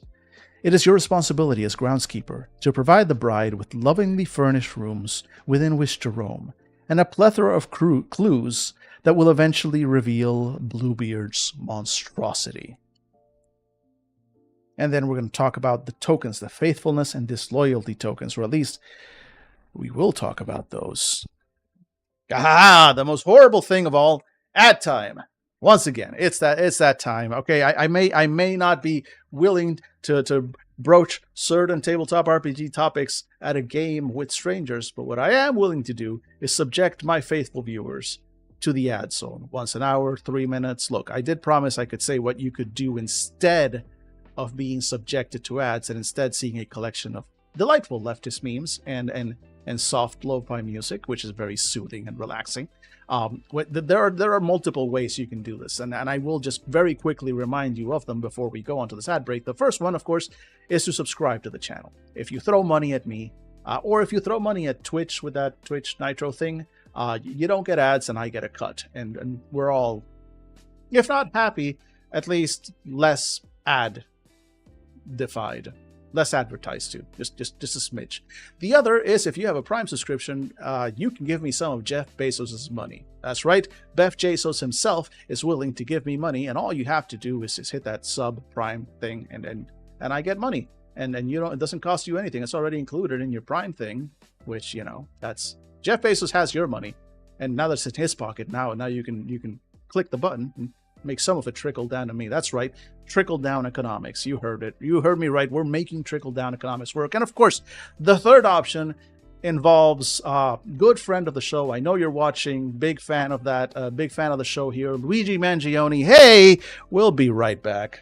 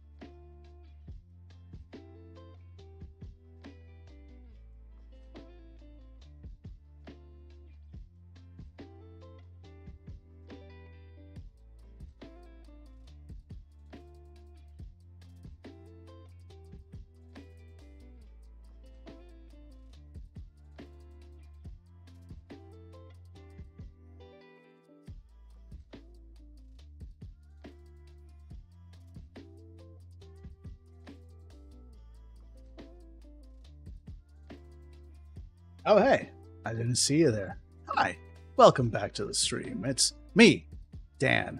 I am talking about a tabletop RPG, yes, I tend to do on most weekday afternoons. And, well, today's tabletop RPG, as we just switch right over to the overhead here, is Bluebeard's Bride. We've been talking a lot of very, just absolutely pleasant and delightful topics in this one. I began today's stream with a bit of a rant, really, about how just everything, just everything, just it's all a lot, all the time, forever and ever, and it never, ever, ever, ever stops. And so we are trying to escape. We are trying to keep our minds from focusing on everything by reading Pretendy Funtime games. And today's Pretendy Funtime game is, of course, Bluebeard's Bride, the horror tabletop RPG. And as we've been reading through it, oh boy. I don't know if this was the happy, maybe I should have gone with something a little bit more happy-go-luckier than today's topics, but oh well, we're deep in it now. So let's keep going, shall we, dear viewers? I believe we shall. Now, in this game, there is, unlike many other tabletop RPGs, taterpugs, if you will, there is a specific endpoint to this game. You are trying to collect tokens, and you are collecting either faithfulness tokens or disloyalty tokens. And I'm going to just kind of bring you here to these little pages here at the end, which I believe one of them here shows, in theory, thin pages hard to move. Here we go. You've got a little token track that we are seeing below. And it's got 3 spots for faithfulness tokens and 3 spots for disloyalty tokens. As the bride, the sisters playing the bride go through the rooms. On each room, we'll see now how that works. She will gain either a faithfulness or disloyalty token as she discovers truth about the house, about the horrors, about herself, about Bluebeard. And she chooses what to believe about them. And then whichever side gets 3 tokens first ends the game and leads to a different ending based on that. Which, kind of different from most tabletop RPGs, which are more open-ended. There's no end point. You're not trying to get to a specific number of anythings to finish the game. You just go on. This is a game very much designed kind of like that one-shot play. Now, before we go any further, I feel it's very important for me to bring up that my cat is here. And she is pretty and fuzzy and also cute and beautiful. Look at her here on the camera. I believe you should be able to see her here on the camera. Look at her up here on the top corner. She is my sweet baby girl, my flesh and blood child. And I will burn this whole world for her should it become necessary. So far has not become necessary, but it's still just Wednesday. So I believe she has now become kind of self-conscious about that. So I'm going to go ahead and turn the camera back up to me. And as soon as I turn the camera, she comes back. I swear she knows when the camera is pointed at her and gets shy. I cannot prove this. But I believe it. Because anytime I try and point a camera at her, she gets shy and she moves away. Hey, sweetheart. Oh my God. Sweetheart, you want pettings and lap time? Is that what you want? But I cannot give you these things. For we are... Wait, what time is it? No, it's 5:12. No, it's still not 6 p.m. Next ad break, sweetheart. Next ad break. You will get fed. Oh, such feedings there will be, my sweet, sweet beloved cat child. Does she react to herself in the mirror? She doesn't seem to care. I've never seen her react terribly much. I think she's aware, she sees, but she's never really cared much. She doesn't care about a lot of things. She primarily cares about my lap being fed, and those fucking birds. Those are the three things that she really cares about, I think, in this world. In that, and pretty much in that order of importance. Although, then again, sometimes those fucking birds actually hop up to one, because I've seen her be on my lap after having been fed, so the first two have been fulfilled, and then she'll see one of those fucking birds in the window, and let me be very clear, it's very important that I refer to them as those fucking birds. And she will see one of them and just absolutely launch herself off of my lap and then slam into the window, because she's an indoor cat. She's an indoor cat, and she has like 3 brain cells. She's not the dumbest cat. She's not orange, all right? She's got like 3 brain cells, but she regularly scrambles them by just slamming into the window to try and get to those fucking birds. There she goes. There she goes. She is now self-conscious and has left the room. I'm sure she will be back, because we are going closer and closer to her feeding time. Anyway, now that we've discussed the tokens and how you win the game, people will tell you that tabletop RPGs are it's not the type of game where you win or lose, but turns out this one kind of is. The bride collects tokens of faithfulness and disloyalty in order to exit a room. These tokens are something the bride takes from the room as proof that either her faith in her husband is well placed, or that she is clinging to her unkind suspicions about him. It doesn't matter that Bluebeard is actually a killer. These rooms are a test of the bride, separate from Bluebeard's actions. The players decide what the narrative of the room is and what qualifies as a token. It doesn't have to be something the bride can realistically carry, nor do the players have to describe how they carry it in a wedding dress that very likely has no pockets. Objects can shrink and distort, and the only rule they must follow is that they be objects. The bride cannot collect people as tokens. Thus, it falls to you, the Groundskeeper, to provide the bride with possible tokens. Each object should further the story of the room and the horror that lies within. These objects are clues that inform the bride about her place in society, her predecessors, or her husband, Bluebeard. I got some guidance on types of objects. The objects are organized according to the type of room they are found in.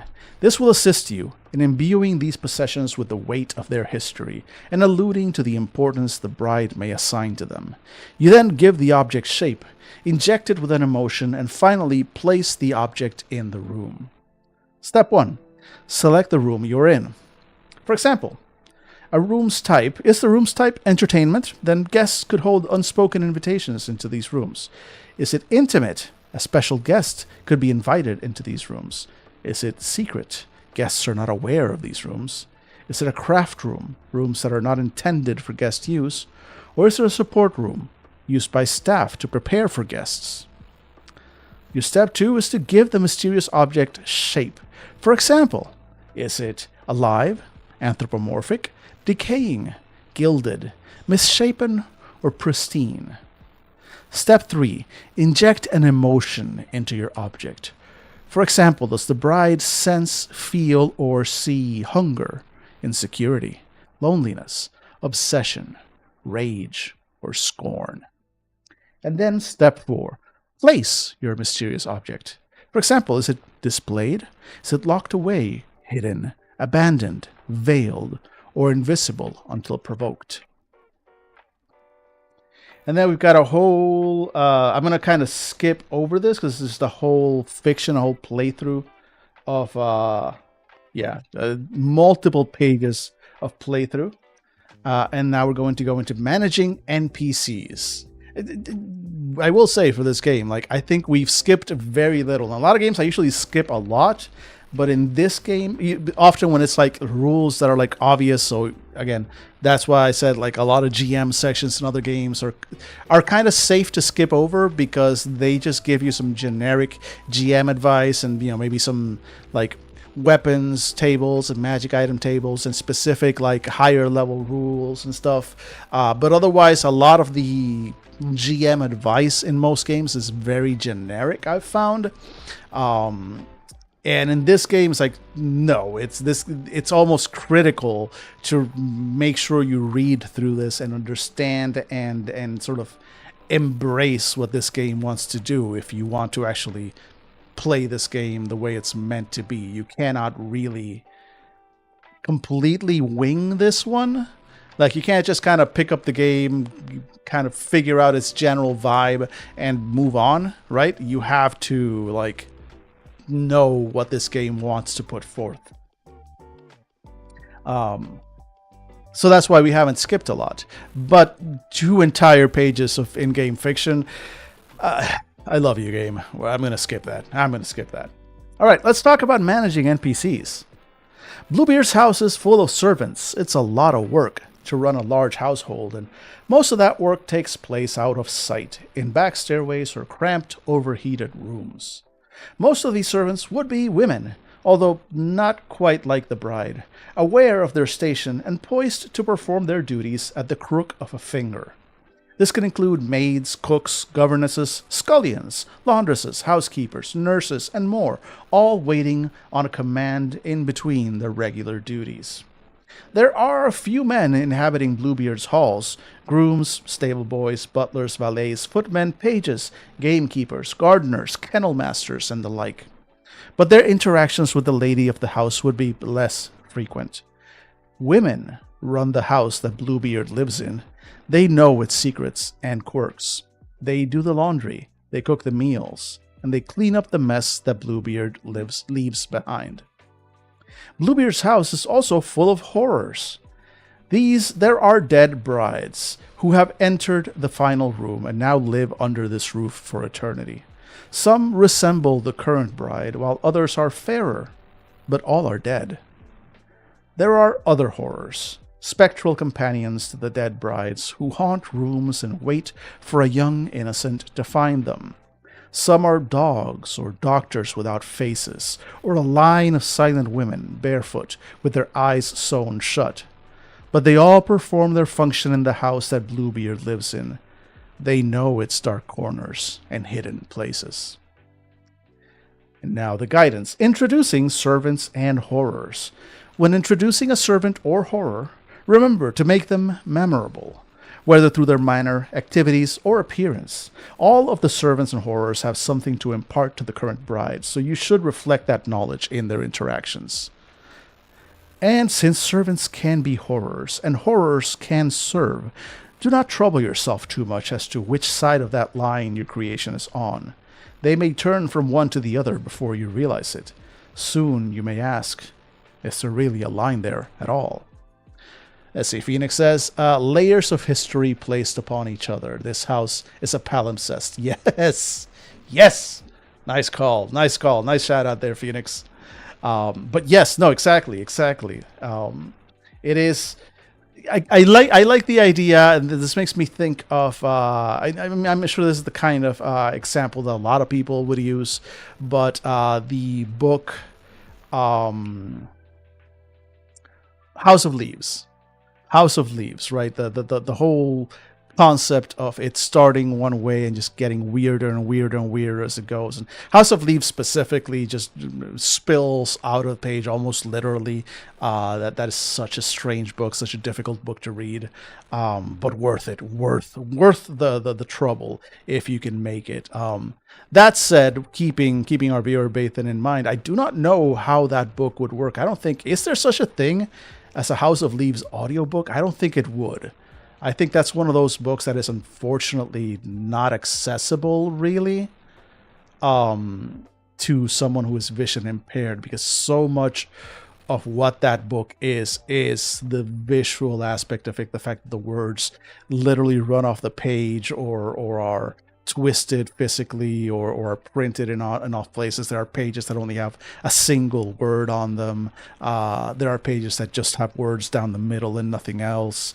There are words that start in one page and complete multiple pages later. It is a weird physical object. So now that I'm thinking about it, it's like, I guess that's not really a terrible, just because of the nature of it, right? Just because of the nature of the book. I do not think... Actually, no, wait. I need to pause. I'm sincerely curious about this. Give me a second. I'm just checking something real quick. If I find House of Leaves audiobook. It can't be, that can't be a thing, right? It is a, okay. Archive.org has a free download of what? Recordings, House of Leaves. No, this is Abby Fine Reno. This is the book, actually, in Internet Archive. Well, good to know. If you don't want to pay for the book, it's there in Internet Archive.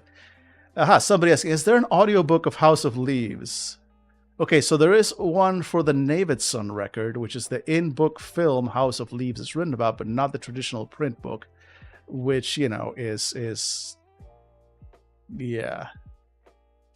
And then there's some weird discussions about having an audiobook try to somehow mimic the weird recursive nature of the physical book, I guess. And I guess there's an audiobook the audiobook attempt on YouTube. I should.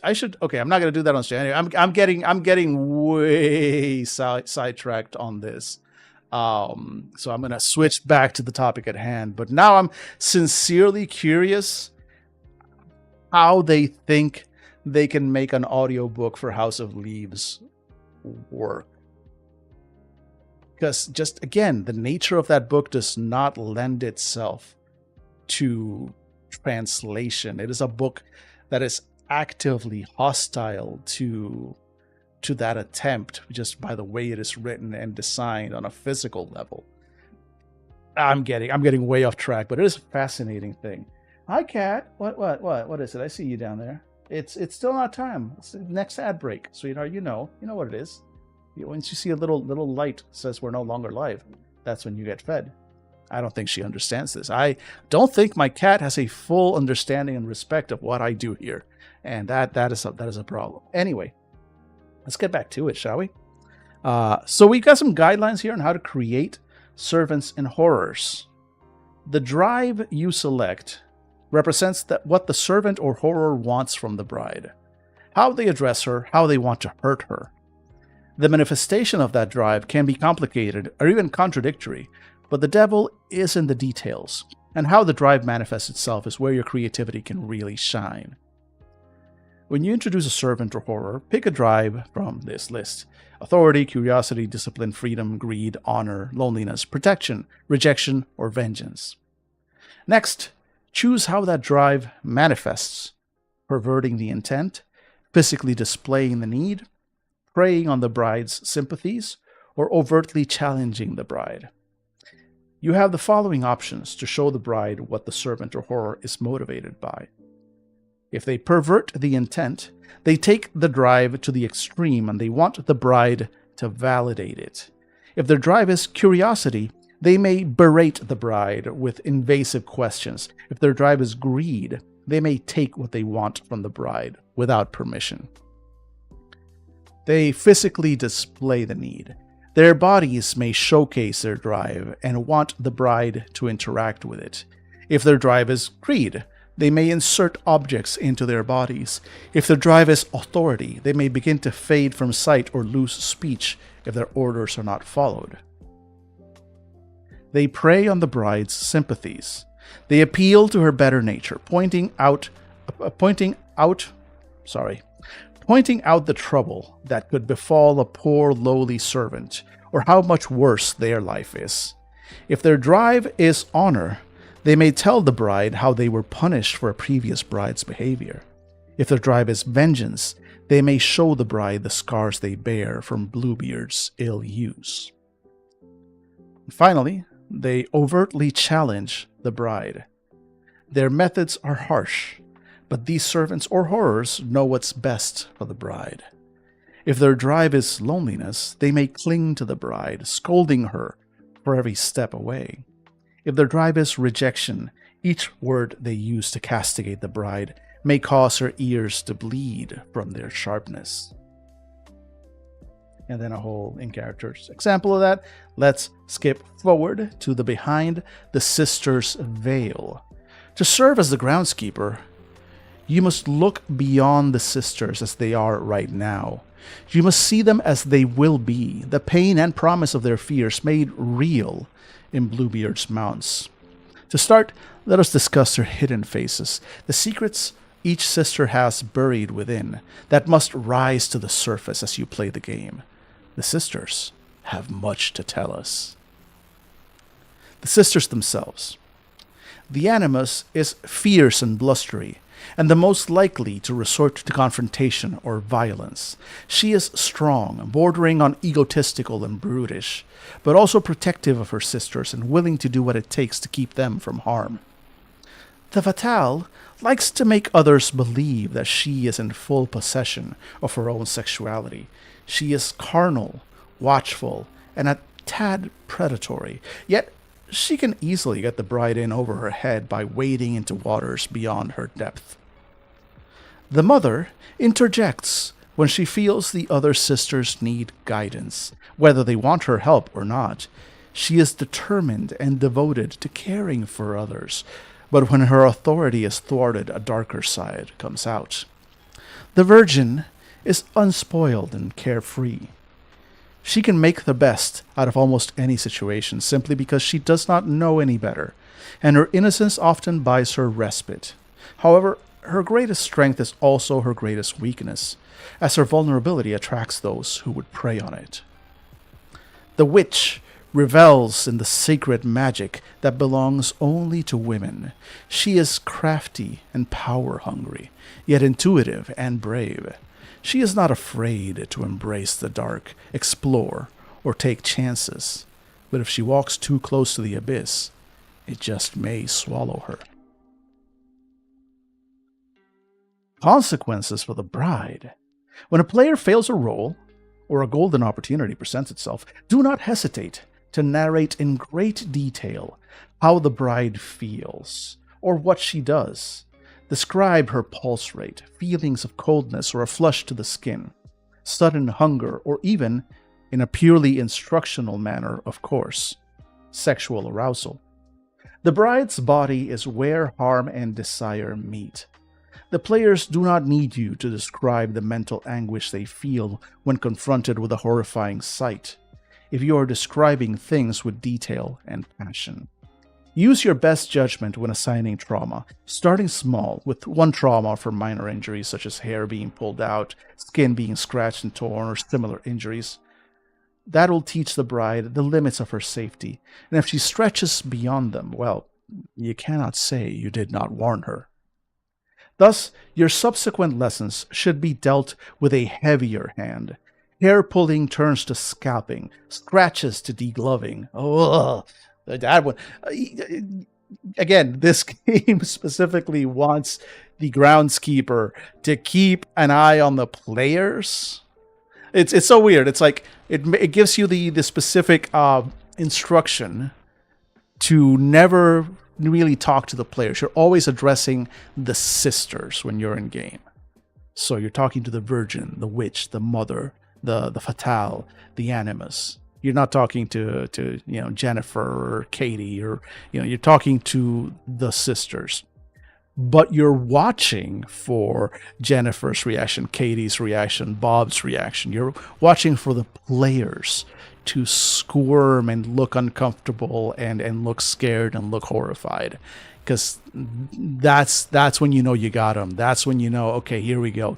This is the button I need to press, right? And holy shit, this game is like, just reading through the game keeps making me go like, which is probably why when I played the game, it's clear. I think Kevin again was very good at keeping an eye on everybody squirming, and I think he had kind of fun with me because oh boy, I'm a squirmer. So let's see here. Next, shattering. Okay, here we go. So what happens when you take enough trauma to shatter? Because we did kind of see that yesterday.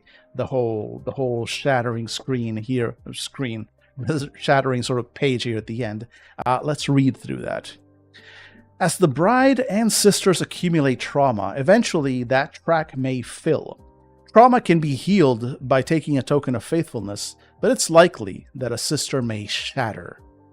Give a shattering sister player the spotlight, and ask her sisters to describe what the event feels like to them. Instruct the player to turn over their playbook and read the back silently at first, then follow the instructions. The player now becomes a co-groundskeeper of limited sorts and will assist you in your instruction of the bride. Each playbook contains the following instructions on the Shattered side. The player no longer takes part in the discussions had by the sisters, nor should you direct the horrors in their direction.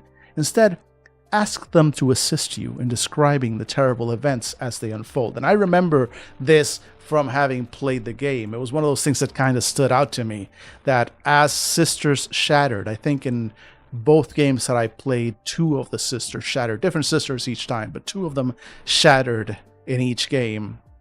And I distinctly remember that like a sister would shatter, and then in the next room, the groundskeeper would at some point like start describing something, stop and point at one of the shattered sisters and go, tell me what's there, or describe this thing, or describe the monster, or describe, like what does the hag say? Like, brings them in to help create the horror.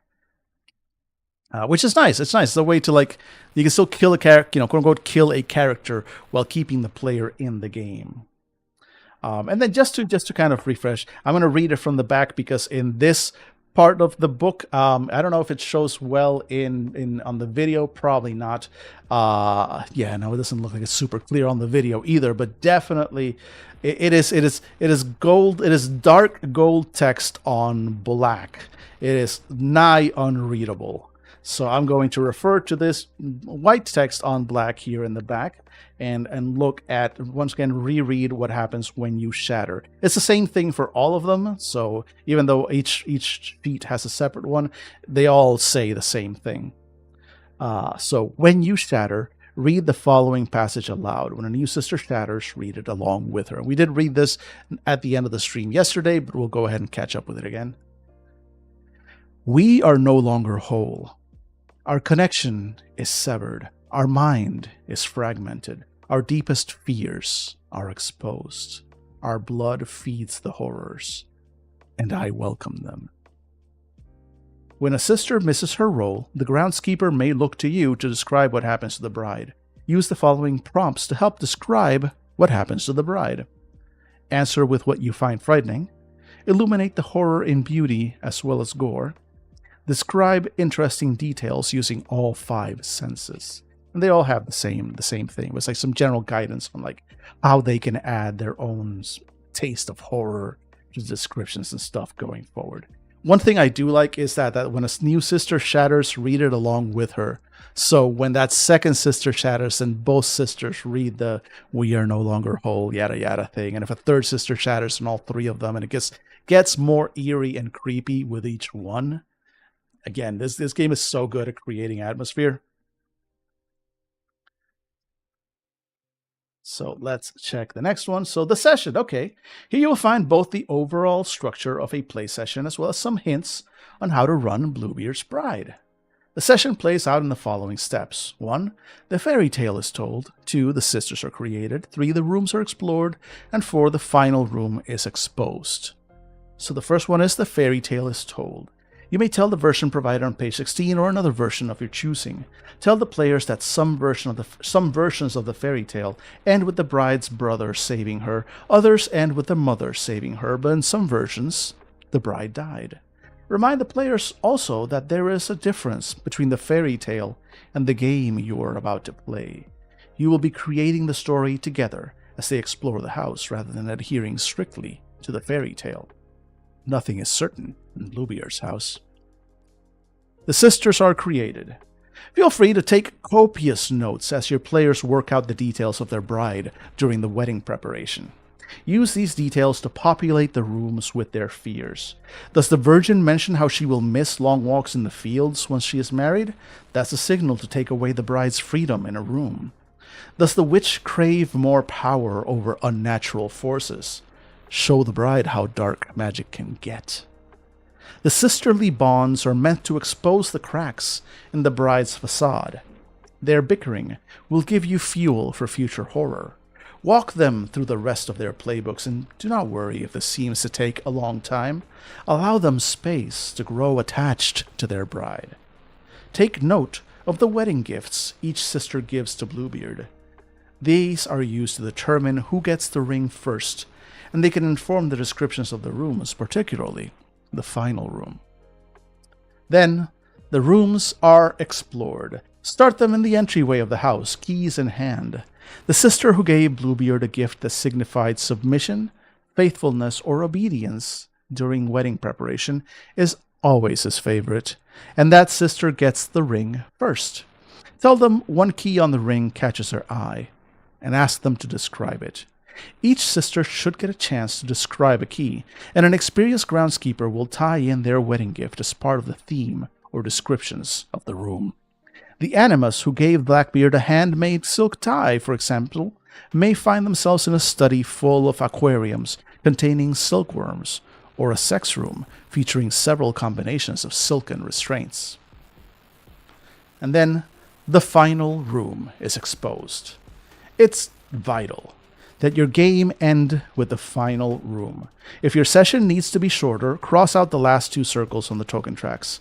If you find that you've run out of time in a session, present the final room as if the bride has filled whichever track she's accumulated the most tokens for during her investigation. After the sisters have filled up one of the token tracks, inform them that you are starting a new part of the game. Describe how they move along the corridors to stand directly in front of the final room by reading aloud the following. You traveled these dark halls in search of a truth most divisive. Each room provided you with all the evidence you desired to make that one fateful choice. Now, you stand before the forbidden final room, and you must decide. And so, if they have filled up the faithful track, ask the sisters if they go into the room or merely look through the keyhole. If they have filled up the disloyal track, ask the sisters if they go into the room or if they escape.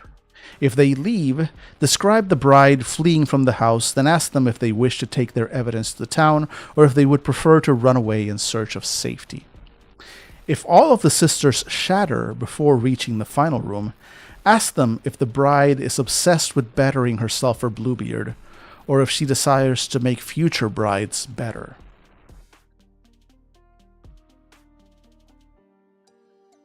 Creating the final room. The final room is based on the wedding gift Bluebeard liked best, as described in The Rooms Are Explored. The bride does not always get to see this room, but you know where it is in the house, what it looks like, smells like. It's waiting for the bride as soon as she first steps into the house. Once the bride has reached the final room, go around the table and ask the players the questions listed below based on their answer about the token track. They always have the option to go into the room, even if they have filled the disloyal track. This wraps up their story, and your time as groundskeeper is done. So, the faithful outcome. When the bride collects enough evidence to prove her husband's loving intentions as a faithful bride, it is time for her to make a choice. If she enters the room, go around the table and ask the sisters, what were the bride's last loving words to Bluebeard before he killed her? What room does the bride's soul reside in? What about the way Bluebeard displays the bride's dead body makes her happy? How does the bride disguise the horror done to her body? How does the bride punish future brides for transgressions against Bluebeard? If she looks through the keyhole, go around the table and ask the sisters, what did the bride lose when she saw the horrors through the keyhole? What loving impulse kept the bride from going into the room? How did Bluebeard reward the bride for remaining loyal and not ever going inside? What is the bride's favorite room to spend her days in? How does the bride cope with the horrors she spied through the keyhole? If the outcome is disloyal, when the bride collects enough evidence to prove her husband's malicious intentions as a disloyal bride, it is time for her to make a choice.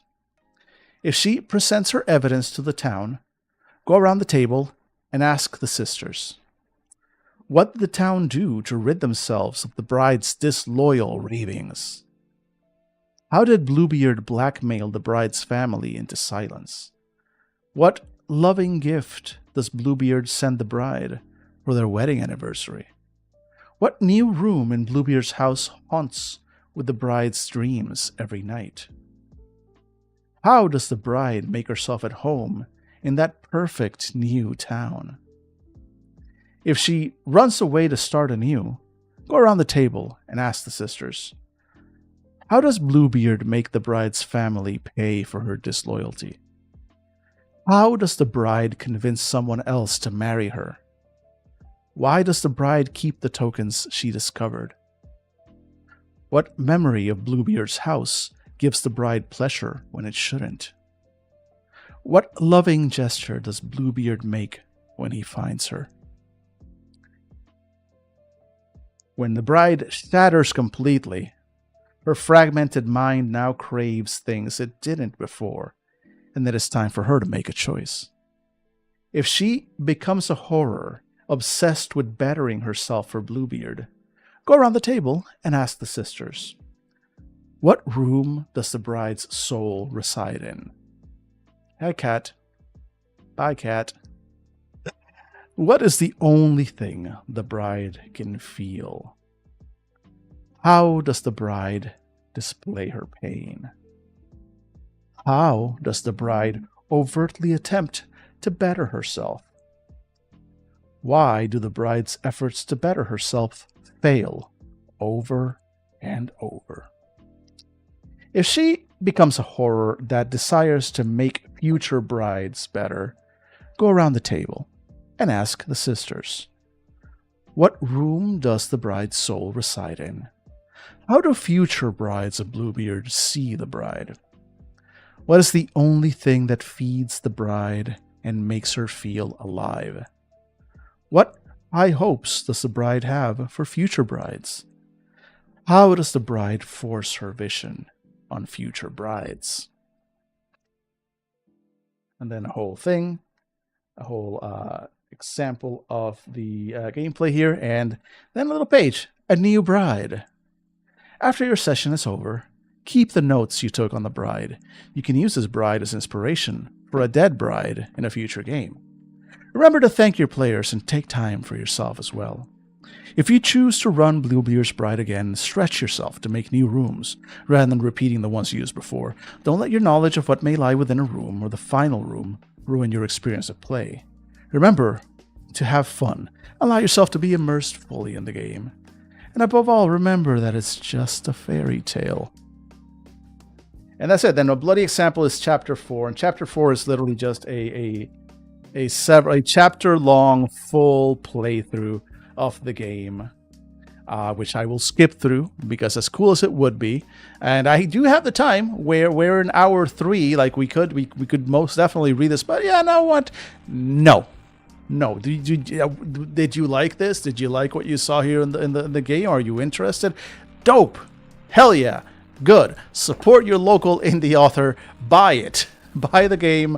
Also, there are. In fact, let's do two things. The first one is real quick, the afterword. They do have an afterword in which the authors do talk about the creation of the game. I do want to read through that. Then I'm going to go switch over to the regular screen because I do want to check out. There are, I think, at least 3 additional books / expansions for this game that I am not 100% familiar with. I do not own them. I do not have them, but I do want to look them up with you folks and see what they're like and see if they're interesting enough and that there's interest from the stream. I may pick one up at some point in the future. But let's see first. So the afterword has 3 parts. First one called Our Strange Beginning. Whitney, Sarah, and Marissa, those are the 3 authors, began work on Bluebeard's Bride at the 2014 Gen Con Hacking as Women workshop. During the workshop, systems coaches walked participants through a series of tabletop systems and the core elements of game design. Marissa was paired with Whitney and Sarah as their systems coach. The workshop was the first time all 3 had spent a substantial amount of time together, and their efforts at Gen Con created the basis for Bluebeard's Bride. After the workshop, they continued to labor on the project, playtesting and reworking it until they created the final, refined version found here. our bounded conversation. Horror has a deep-seated emotional quality waiting to be tapped. That emotional content can be overshadowed by two-dimensional villains and overwrought set pieces, but underneath the layer of drama is fear, and everyone knows what it's like to be afraid. Bluebeard's Bride taps the emotional content, the fear, through its specific genre of horror, feminine horror, or horror from a feminine perspective that usually engages questions around autonomy, sexuality, and trust. It takes place inside and around the body, and in spaces that are assumed to be free from danger. Our dark lesson. Making Bluebeard's Bride has been a labor of love and horror and trust. It has been humbling and terrifying, rewarding and exhilarating. While the depth of darkness we found inside ourselves while making this game was unsettling at times, we continually find ourselves humbled and honored by the trust others have given us during the dark journey of creating the game. It is still amazing to us that a chance encounter at the workshop would lead us here with a successful Kickstarter and a realized game. We cannot thank our players, backers, friends, and partners enough. We are proud of the nightmares this game may give voice to. We hope you find your comfort in the disquiet of the horror you summon together. And we appreciate the voice we found for ourselves, speaking from deep within, to and for our players, throughout this horrific story. Thank you all again. And then we've got a mediography and a short index. It's not a long book after all, but it is a cool book. So that was Bluebeard's Bride. Yeah, it lived up to the horror, okay? It lived up to everything that I thought it was going to, and then some, and then some. There we at the end, exactly, Pingu. There are subjects in this game that I would not touch with a 10-foot pole, unless I am around people that I 100% trust and that trust me in turn. And even then, switching back to the overhead here, to the head-on camera here. Even then, I'm not 100% sure. Especially as a male game runner, there are topics that it's not that I'm not comfortable with them, but that I don't feel qualified to really, try and press to somebody else in a game without being like real careful about it. Hey, Pingu, no worries. You got to head out 2 hours late for bed. Jeez, no, go, please. Rest, sleep up, take some rest. Thank you so much for hanging out. I fully intend to have a nice rest of the stream. Luckily for all of us, we still got a bit of time before the next ad break, and then we got a whole hour after this. So we should probably figure out what we're going to do with that hour, because I think we can look at the extra games before the next ad break. So let's see. Let me actually switch over to the browser screen again. Here we go. I left my search for the House of Leaves audiobook up. All right, let's go here and do a search. Bluebeard's Bride. Why am I all caps? Stop that game. Also, I think I'm gonna expand this just a little bit. Here we go. No, because I guess it's under chat. There we go. Okay, put it there. Here we go. So let's see. Bluebeard's Bride from Magpie Games. Okay, so look, okay. So, oh my God, there's a lot of stuff. There's a lot of stuff they've made. All right, so we've got the original game, the core book, which is going for $50. I mean, yeah, I can see why. It's a gorgeous book. Like this stuff over here, this stuff it's embossed, it's shiny, it's being eaten by my filters there, but it is hardcover, beautiful, super high quality book. But also, yeah, that's an expensive book, but it's state of the industry, unfortunately. We're still all paying for post-COVID costs, and now with the tariffs and all that.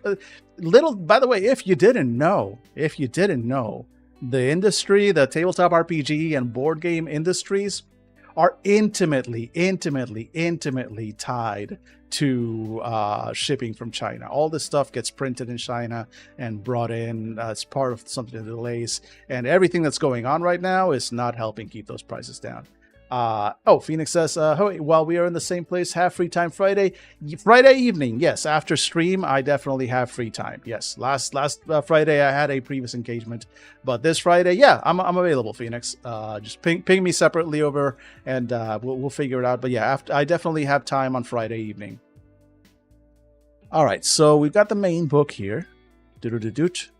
Let's see what these other books are. So we've got the Book of Rooms. Each one of these is $30. The Book of Rooms, the Book of Lore, the Book of Mirrors, and the Booklet of Keepsakes. That one's $12, not 30. Then we've got a $30 tarot deck, the Tarot of Servants. We've got a $20 deck of objects. I've got a $5 set of dice. Let me look at these dice real quick. They're fine. They're fine. There's nothing too special. There's no reason they're only $5. It's a pair of 6-sided dice with the Bluebeard's Bride logo on them for probably taking over for either the 1 or the 6. That's fine. No problem with that. But let me see here. So let's look at the Book of Rooms. The Book of Rooms from Bluebeard's Bride. Again, in the same general art style. Let's see. The Bluebeard's Bride supplement features the book, full coloring exterior, silk bookmark, gold fold stand, yada, fleshed out threats and horrors, mysterious objects to investigate. And you got the free PDF via drive-thru. Good. Yeah, this is Magpie Games. I distinctly remember, not distinctly, I vaguely remember there being some kind of kerfluffle around Magpie Games like a year or two ago. I don't know what it was. I think it blew over, but I don't 100% remember what the drama was. Are we still mad at Magpie? I don't think we're still mad at Magpie. I don't even know why we were mad at Magpie in the first place. I think it was... I don't know if it was... That's the thing. I want to say it was just some Twitter drama, but I also don't want... What if it wasn't? What if it's... I do not remember. I guess I can look it up, but I don't wanna. Anyway... I've never had trouble with Magpie. I played several of their games. I think they publish some good stuff. Anyway, let's see here. So anyway, and they do make some like high quality books. Like if the other books are the same quality as the main one, yeah, I get why they're charging what they're charging. Let's see. What horrors will you create? The room beckons, you enter, and the door closes behind you. The Book of Rooms opens up the eerie doors of Bluebeard's estate and releases the horrific echoes and the terrifying screams of the past. Behind each door is a chamber full of everything a groundskeeper could ever need to awe Bluebeard's new bride. Lock yourself in and marvel at these fully illustrated rooms, each with fleshed out threats to the bride, mysterious objects that cajole closer inspection, and horrors that lurk in the shadows. The Book of Rooms is an expansion of Bluebeard's Bride, an investigatory horror tape, blah, blah, blah, blah, blah. Alright, so it's basically just a bunch of pre-made, fleshed out rooms. Which I feel kind of goes against the spirit of the game, almost, just a little bit, in the sense that, I bet I know what trouble you are talking about. Yeah. Okay, so yeah, now I'm curious. Wait, now I need to remember. Okay, let me see here. I gotta search for it. Let's see what it was. Magpie Games, controversy. There we go. 2 minutes. Oh shit! This thing. Oh yeah. Oh fuck yeah! They did. Okay yeah. There was the Avatar Legends thing. Which no. So there's that. Okay. I remember reading about that as well. Yeah, they were involved with the Avatar thing. No, I think the big thing was the whole Sack S thing. I think they took it back. Yeah, but they kind of they added some clarification and you know, explained what they were, and I kind of hear like I get the whole thing, but yeah, okay. I remember the trauma. I remember the drama behind this. And to be fair, they had it coming. Why the fuck would you defend Sack S? If you don't know who Sack S is in the tabletop RPG hobby, good. Don't look him up. The guy's a fucking piece of shit. Just anything you see related to Sack S, Bad. Do not. And so he posted a kind of thing where he kind of it came off like they were defending Sack as on certain things, and it was more of a, why are we all kind of like ganging up on him? But again, he didn't make his point very clearly. Got a lot of pushback, wrote back, and most people were like, I'm still not quite happy with this, but whatever. I think it's an industry. They mostly moved on, but okay, I don't know. So I don't think we're still mad at Magpie Games, but you know, they showed their ass once. They showed their ass once, and you know, they are effectively on the squinty-eyed list until further notice, I think. Anyway. The Book of Lore for Bluebeard's Bride. Let's see. What ending will you choose? A beautiful wedding, a room full of corpses, a terrible choice. The Book of Lore bloodies the hands of its reader, demanding they choose the terrible fate that befalls Bluebeard's Bride. Between the shuddersome pages of this dark fairy tale is an enticing retelling of the classic story that is every bit as horrific as playing Bluebeard's Bride. Given to terror as the bride makes her way through the glamorous mansion, knowing that when she stands before the final room, you will decide whether she opens that fateful door. Choose wisely. The Book of Lore is an expansion of Bluebeard's Bride Investigator. Okay, cool, but I don't quite... Oh, okay. I was going to say, I don't quite get, like, it is an expansion for the game, but it's more of a...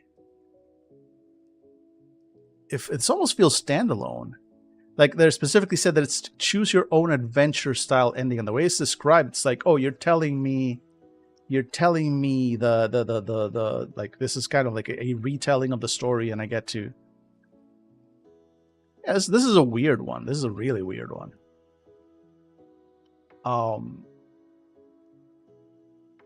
Yeah. All right, and let's see. Book of Mirrors. Oh, nope. Clicked on Books of Lore again. Book of Mirrors. The Book of Mirrors sends players into new versions of Bluebeard's Bride scattered throughout history and horror. Gaze into the bloodied echoes of this tome, each one playing out the tale of Bluebeard and his bride in a familiar but different form.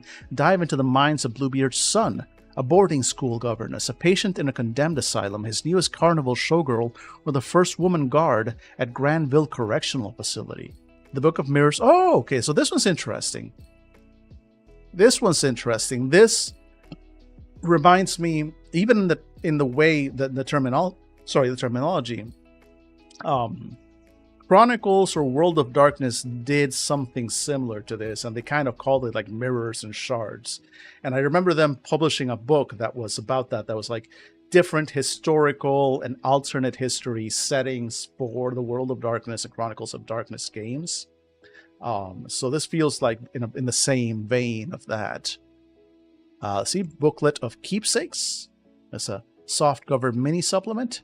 Booklet of Keepsakes presents elements from 2 different Bluebeard's Bride supplements, number 4 available in print, to create this delicious sample of horror for your table. It includes a taste of Book of Rooms and Book of Mirrors. Okay, so it's just like if you don't have those, this is probably like the cheap version that you can pick up at the con to get you at least some of the extra stuff from the other books. Cool. So if you have the others, you really don't need this one. Then we've got a tarot deck, Tarot of Servants, supplement for the Bluebeard's Bride that includes 84 fully illustrated cards, the original Major Arcana, the Rider-Waite readings, the Deck of Thoth readings, and creating your own servants in the game. And it's got some kind of pretty lovely and dark hand-drawn art. Let's see. Do you dare to peek behind the curtain and see your fate? The Tarot of Servants is a fully illustrated dark occult tarot that features horrors from Bluebeard's mansion. This 84-card deck twists the traditional Rider-Waite tarot and expands what is possible with several alternate major arcana from the Deck of Thoth. The Tarot of Servants is inspired by the dark fairy tale role-playing game Bluebeard's Bride, contains all you need for traditional readings, custom readings to make servants for a game of Bluebeard's Bride. Honestly, I would pick this one. It's $30. I'm not going to pick it up now. I don't have $30 to spend, but I do kind of collect tarot decks. I think I've mentioned them in previous streams before, and you can't tell because my background is currently transparent. But if I go here, you can kind of you can't really, like it's literally. Oh, here we go. If I move here, There we go. And make it focus on the back wall. Okay. If I make it focus on the back wall, so that whole shelf there, that's tarot decks. That's all just a whole bunch of different tarot decks that I have, and I love them. I'm not a tarot girly. I don't actually like. I can do a reading. I can do readings all day and all night. I'm really good actually at doing readings, if I do say so myself. Don't believe in any of it, right? It's entertainment purposes only, but I do love. Oh, so it's I mean, it's not a ridiculous collection. It is 1, 2, 3, 4, 5, 6, 7, 8, 9. So there's at least 10 tarot decks back there. There's at least 10 tarot decks back there. Some of them very traditional. Most of them are magpie decks. I don't know if you know what a magpie deck is. Completely unrelated to magpie games, by the way. But it's basically like they're made of cards from other decks, effectively put together into its own deck. I like the idea. I like the concept of magpie decks and chaos decks in general. I've always been attracted to the concept, and so that's the majority of my little collection there. But yes, I'm a big fan of tarot decks again as a collector and everything. So I could see myself picking up the Tarot of Servants from Bluebeard's Bride at some point.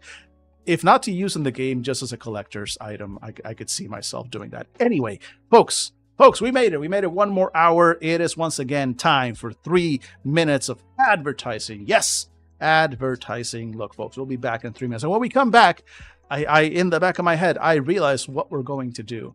We have a whole hour, which is not enough time to go through a whole other game unless it's a very short game. And it just so happens that I saw a game just the other day called Time Wizards. And I think we can take that last hour and inflict the Time Wizards upon ourselves. It could be fun. I have been told not to touch tarot decks because apparently I disrupt them. Okay, I said it before, and I'm saying it again. I do not believe in tarot decks at all. I do not ascribe any level of magic or mysticism to them. I think they're fun, and I think they can be very useful as storytelling tools, and they can be useful from a personal growth perspective. I've used them to do readings for myself because they are archetypes, they are concepts, and in a reading, sometimes you can glean meaning from the cards through that, just like you can do with any kind of reading or divinatory thing. It's about learning from the concepts and turning them to something there. I do not, however, have any personal belief in any kind of magical, supernatural, or actual fortune telling ability on it. So if you ever come here, you are welcome to put your grimy, filthy paws actually, no, please clean your paws. You're welcome to put your clean, freshly manicured paws all over my tarot cards. In fact, I love showing them off. I don't have enough people in my life who like tarot cards enough to be able to show off my decks, unfortunately. Anyway, I have to go to ads, so we'll be back in 3 minutes. When we come back, we're looking at Time Wizards, folks. We're looking at Time Wizards. I don't know what else to tell you, and I apologize for nothing. We'll be right back.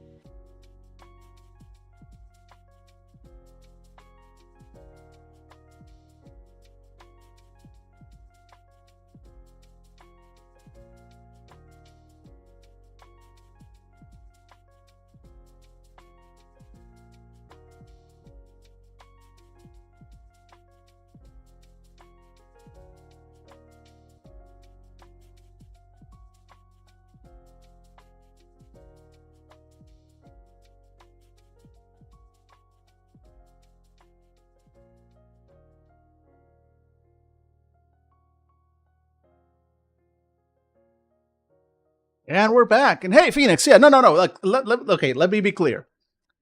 If somebody doesn't want me to touch their tarot card deck because it would disrupt or whatever reason they have, yeah, I'm not going to touch your shit if you don't want me to touch your shit. Absolutely fine. No problem. No problem. Respect your boundaries. Totally. I'm just saying, for me personally, my attachment and interest in tarot decks is purely as art objects and as fascinating tools for delving into the human psyche and exploring archetypes and storytelling. I do not ascribe any metaphysical value to them beyond that for myself, and therefore, again, feel free to put your paws all over my tarot decks. But yeah, no, like that I'm not going to. I'm not a fucking like asshole atheist or something that's gonna be going like, yeah, tarot. Well, actually, tarot cards aren't real, so touch your tarot cards or anything. No. Like, look, I'm not a tarot girly myself, but if I'd respect the tarot girlies out there, right? But yeah, no, like I just want to be clear on that. Anyway, I'm gonna show you guys something. I'm gonna show you guys here. Ha! This is the PDF for the game. This is what we're gonna spend the last hour on. Time Wizards. This game. Talk about shitpost games. This fucking game. This game hates you and wants you to suffer. It has the dice roll mechanic in this game specifically involves slamming your hand down on d4s. All right, like, this game is here to hurt you, and I found that absolutely fucking hilarious. If you've never heard about Time Wizards, you're in for either a delight or a horror. So here we go. Time Wizards, or Los Magos del Tiempo, first edition. There is, from what I've heard, an Advanced Time Wizards and an Advanced Time Wizards Series of Sober Edition, but we're just gonna go to see where this came from. So, Time Wizards, or Los Magos del Tiempo, first edition. Key rule: every session starts with everybody shouting, "Mientras tanto, Los Magos del Tiempo!" This is a critical step and cannot be forgotten. Example: everybody throws their hands in the air and shouts, "Mientras tanto, Los Magos del Tiempo!" while a sweet, funky beat opens their session. Doctrines. Time Wizards uses player-imposed rules called doctrines or honor codes. Before the game is played or characters are created, each player submits a doctrine in clockwise order until everyone agrees to finish. Doctrines can be social, no Monty Python references this game, or no looking at your cell phone while at the table, or game-related. You can't make a half-pony, half-orc, half-elf catboy, because that's just wrong. Each proposed doctrine can be challenged and is then put before a vote. All doctrines are subject to approval by the TM, as are all punishments for violating one. So that's the first thing you do. You are on the table and you agree on your doctrines. And then we do character creation. Each player comes into the game with a generic human character living a boring, mundane life. This character will be used as a template for the resulting Time Wizard. To create a Time Wizard, the players must first confer with their Time Master. The Time Master spends time with each player, describing that player's basic, mundane, boring life for a week's time. During this time, and this is bolded, during this time, the player can take 5 phrases that the TM says and turn these phrases into their Time Wizard powers. The player has until the week is done to pick a stopping point called your Time Unit Declaration, i.e., the point when the basic mundane character awakens to their latent Time Wizard abilities. Players who do not pick a point will have to deal with what they were doing at midnight when the week ends, which will obviously result in a lot of sleeping at midnight on Sunday morning wizards. The player's new Time Wizard name is a representation of that player's time unit declaration. Now, does that make any sense to you? Of course not, but that's okay. We've got an example. Morgan is acting TM for a group of players consisting of Matt, No, and Cromgall. Morgan spends with each player, describing that player's boring life. Matt's time unit declaration gave him the Time Wizard name, Saturday morning just before 6 o'clock, and No's gave her the Monday evening around 10 o'clock. Cromgall is well into the third day, thanks to everyone just enjoying Morgan's voice. His character just came home from work. On the way, he flipped off a dumb driver, accidentally beheaded his neighbor's mailbox, fumbled his keys at the door, put away his coat and wallet, picked up and moved the cat that was on the recliner, sat down with a bag of fast food, unwrapped his cheeseburger, and changed the channel on his television. He claims this as his time unit declaration and accepts the Time Wizard name Wednesday afternoon, 4:15 o'clock. It's been too far from work to pick anything from there, so Cromgall can pick from powers such as behead the neighbor's mailbox, fumble the keys, move the cat, unwrap the cheeseburger, and change the channel. Note, Time Wizard powers go as far as you want to take them. That is to say, with a power called Move the Cat, you could very well move the letters C, A, or T in someone's name, or levitate a tiger. With Unwrap the Cheeseburger, you could turn any cheeseburger into an eldritch grenade, causing them to unwrap their physical essence, exposing their cosmic innards.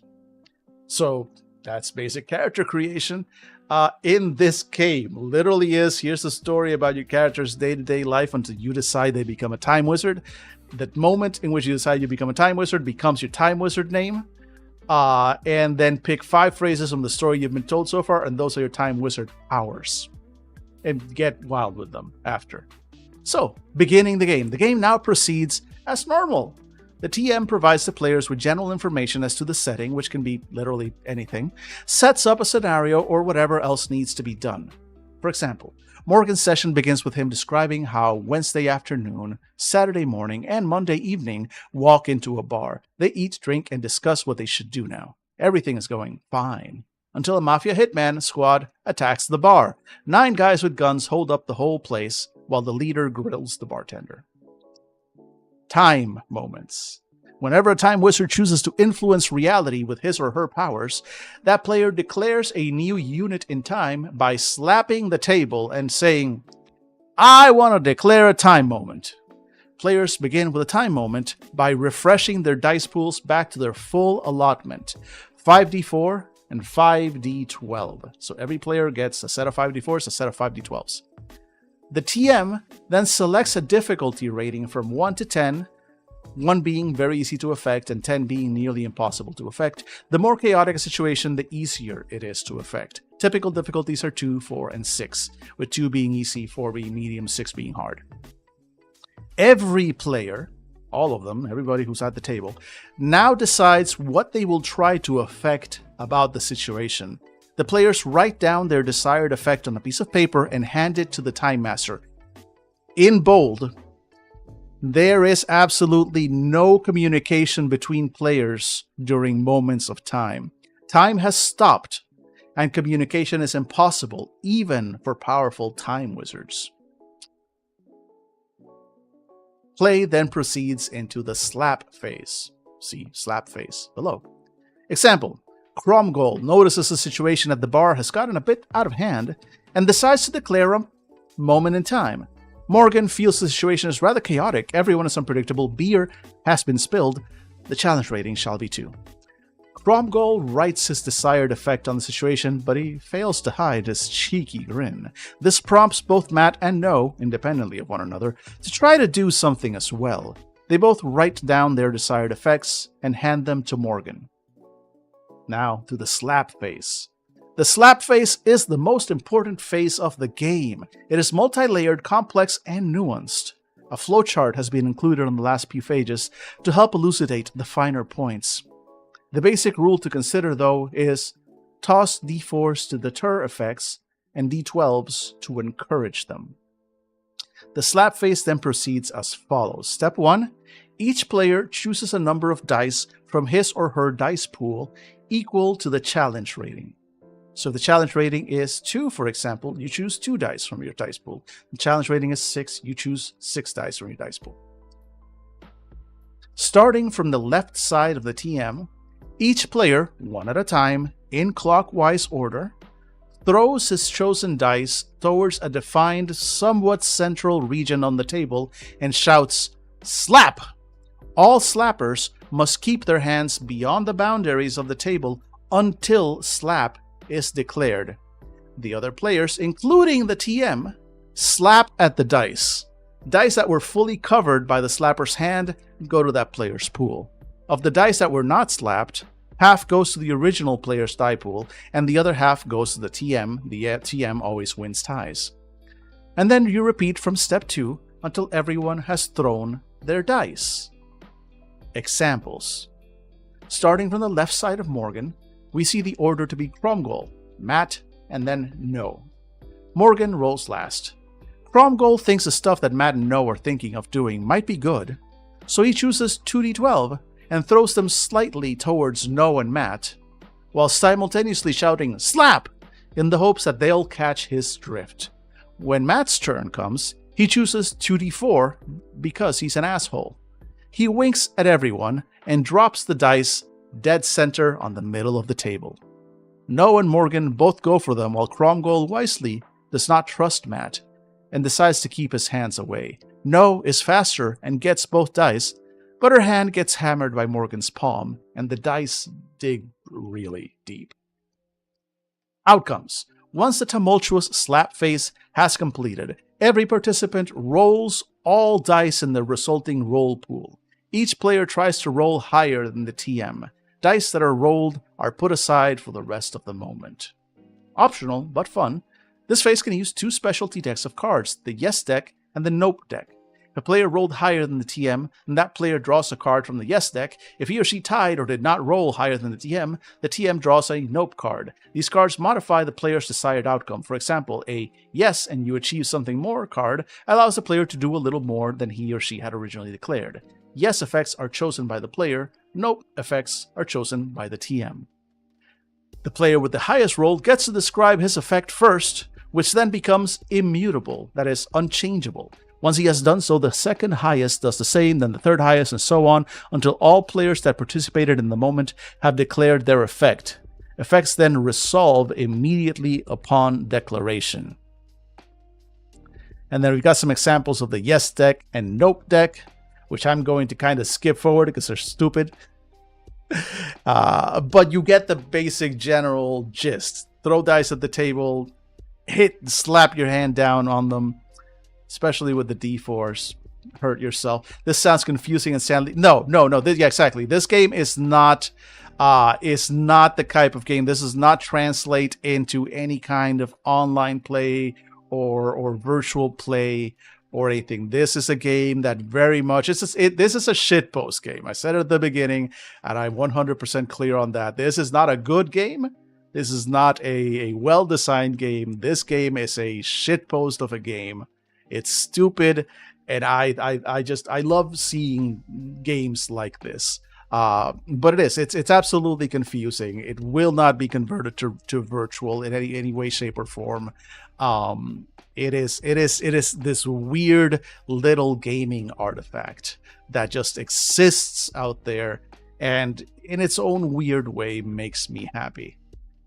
So, moving forward, once all the outcomes of a time moment have been declared and resolved, the players can proceed with one of 2 options. The time wizards can either choose to step out of the moment and allow time to resume at normal cadence. They also have the option to enter a state known as time dilation. If the players choose for time to move forward, all of the effects take place and the game continues in real time. If the players want to affect some sort of situation again, a new moment in time should happen when appropriate, or when one is declared by the Time Master. For example, Monday evening, Wednesday afternoon, and Saturday morning, all jump... No, actually, no. I'll bring this one because it would require having read the previous examples, and I'm going to skip those because, again, they are stupid. So, the next effect is time dilation. Time dilation occurs when one or more players elects to stay in the same moment in time. The moment goes back to a new challenge based on the chaos with a difficulty modifier that is slightly higher than it was before. The game proceeds as normal, with players deciding what powers they want to use, performing the slap face, and resolving the outcomes. However, because the moment has taken much longer to resolve than it normally would, the Time Wizards have some difficulty in affecting the world around them. When players describe their effects to the other players, they must gargle soda while doing so. Any effects on the state of play will be interpreted by the other players based solely upon the noises that they can hear. Example.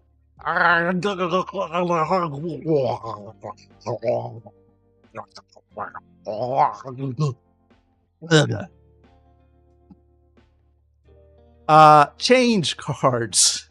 Both the players and the TM have a single draw per person per game from the deck of change cards. Change cards can have any number of random effects and can be used at any point during the game. Think Forrest Gump. You never know what you're going to get. How do you spell that? Oh, well, glad you asked, Bathan. Glad you asked. It's spelled GRLGHRLAGAGHROR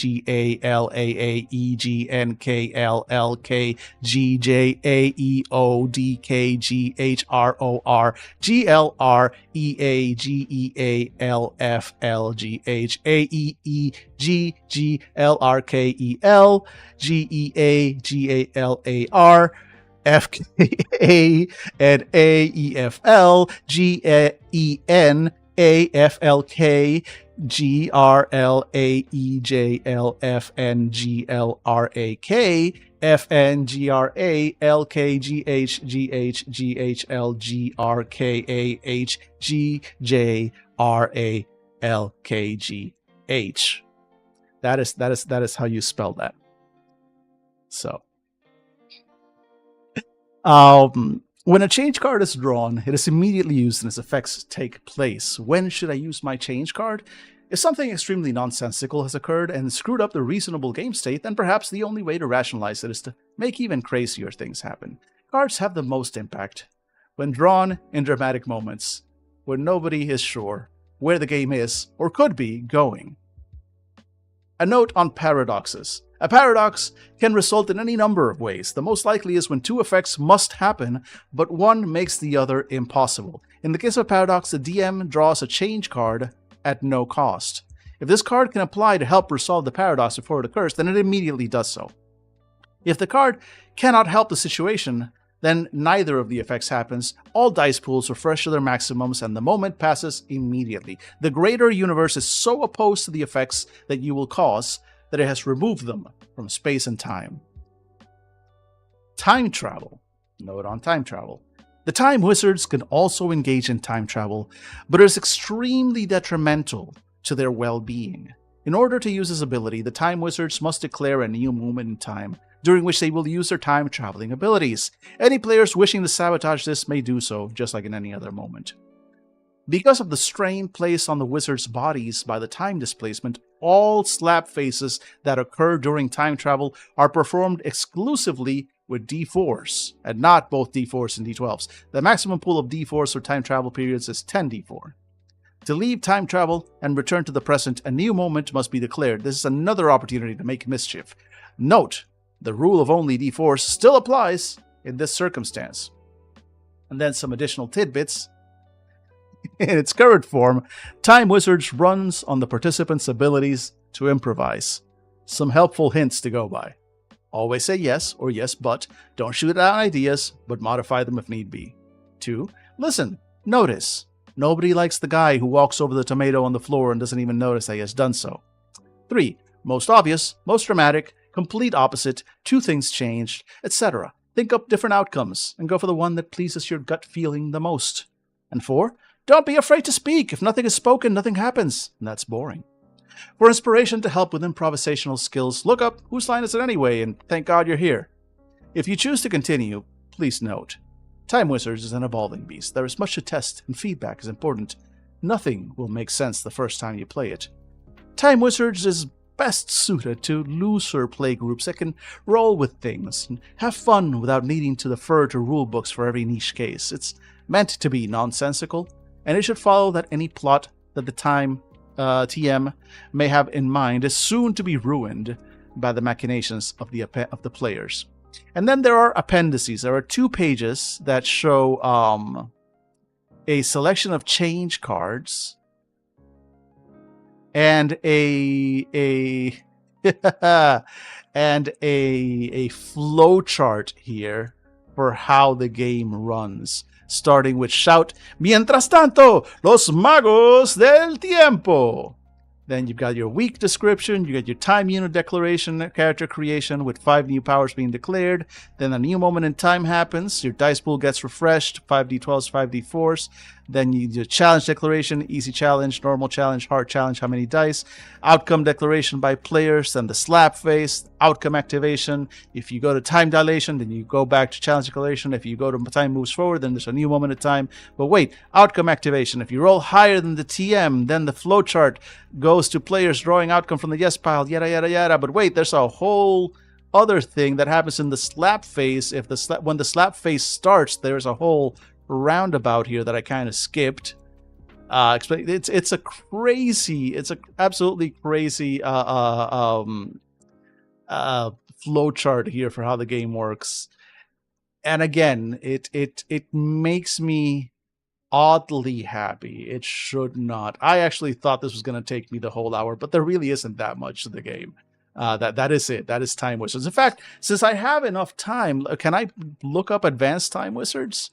Let me see here. I saw Advanced Time Wizards. Here we go. PDF for Advanced Time Wizards.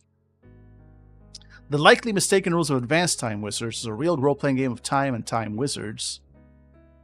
All right, so this is a little bit better fleshed out. We give you some like what you need up ahead. We've got the key rule of shouting, "Mientras tanto, los magos del tiempo." Critical step. Let's see. We've got an actual explanation of what the Time Master is on this one.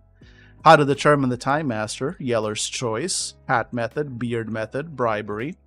How to change Time Masters, how to make up rules as a Time Master. We've got to explain, okay, we've got the doctrines again. We got character creation with some initial stuff. Once the Time Master and doctrines are chosen, it's time to create the Time Wizards. And we actually have some guidelines this time. Well, guideline number 1 is that he must be uninspiring. Becoming a Time Wizard is such awesome an event that the process sent Shocks back in time and altered his own history to make it even more appealing by contrast. This means your wizard must have been as dull as you can possibly imagine. Second guideline is that he must have a beard. No matter what, a wizard is not a wizard if he has no beard or at least substantial mutton chops. That's why they invented sorcerers. Non-humanoid wizards are not required to have a beard-chin correspondence, however. And finally, all wizards must have been together. Your Time Wizards used to be part of the same covenant/group/bridge club, or at least must have been living in the same deteriorated tropical condo during the week prior to their time-nification. Then we got some actual guidance on the week, some guidance on the Time Wizard name, some guidance on the time powers.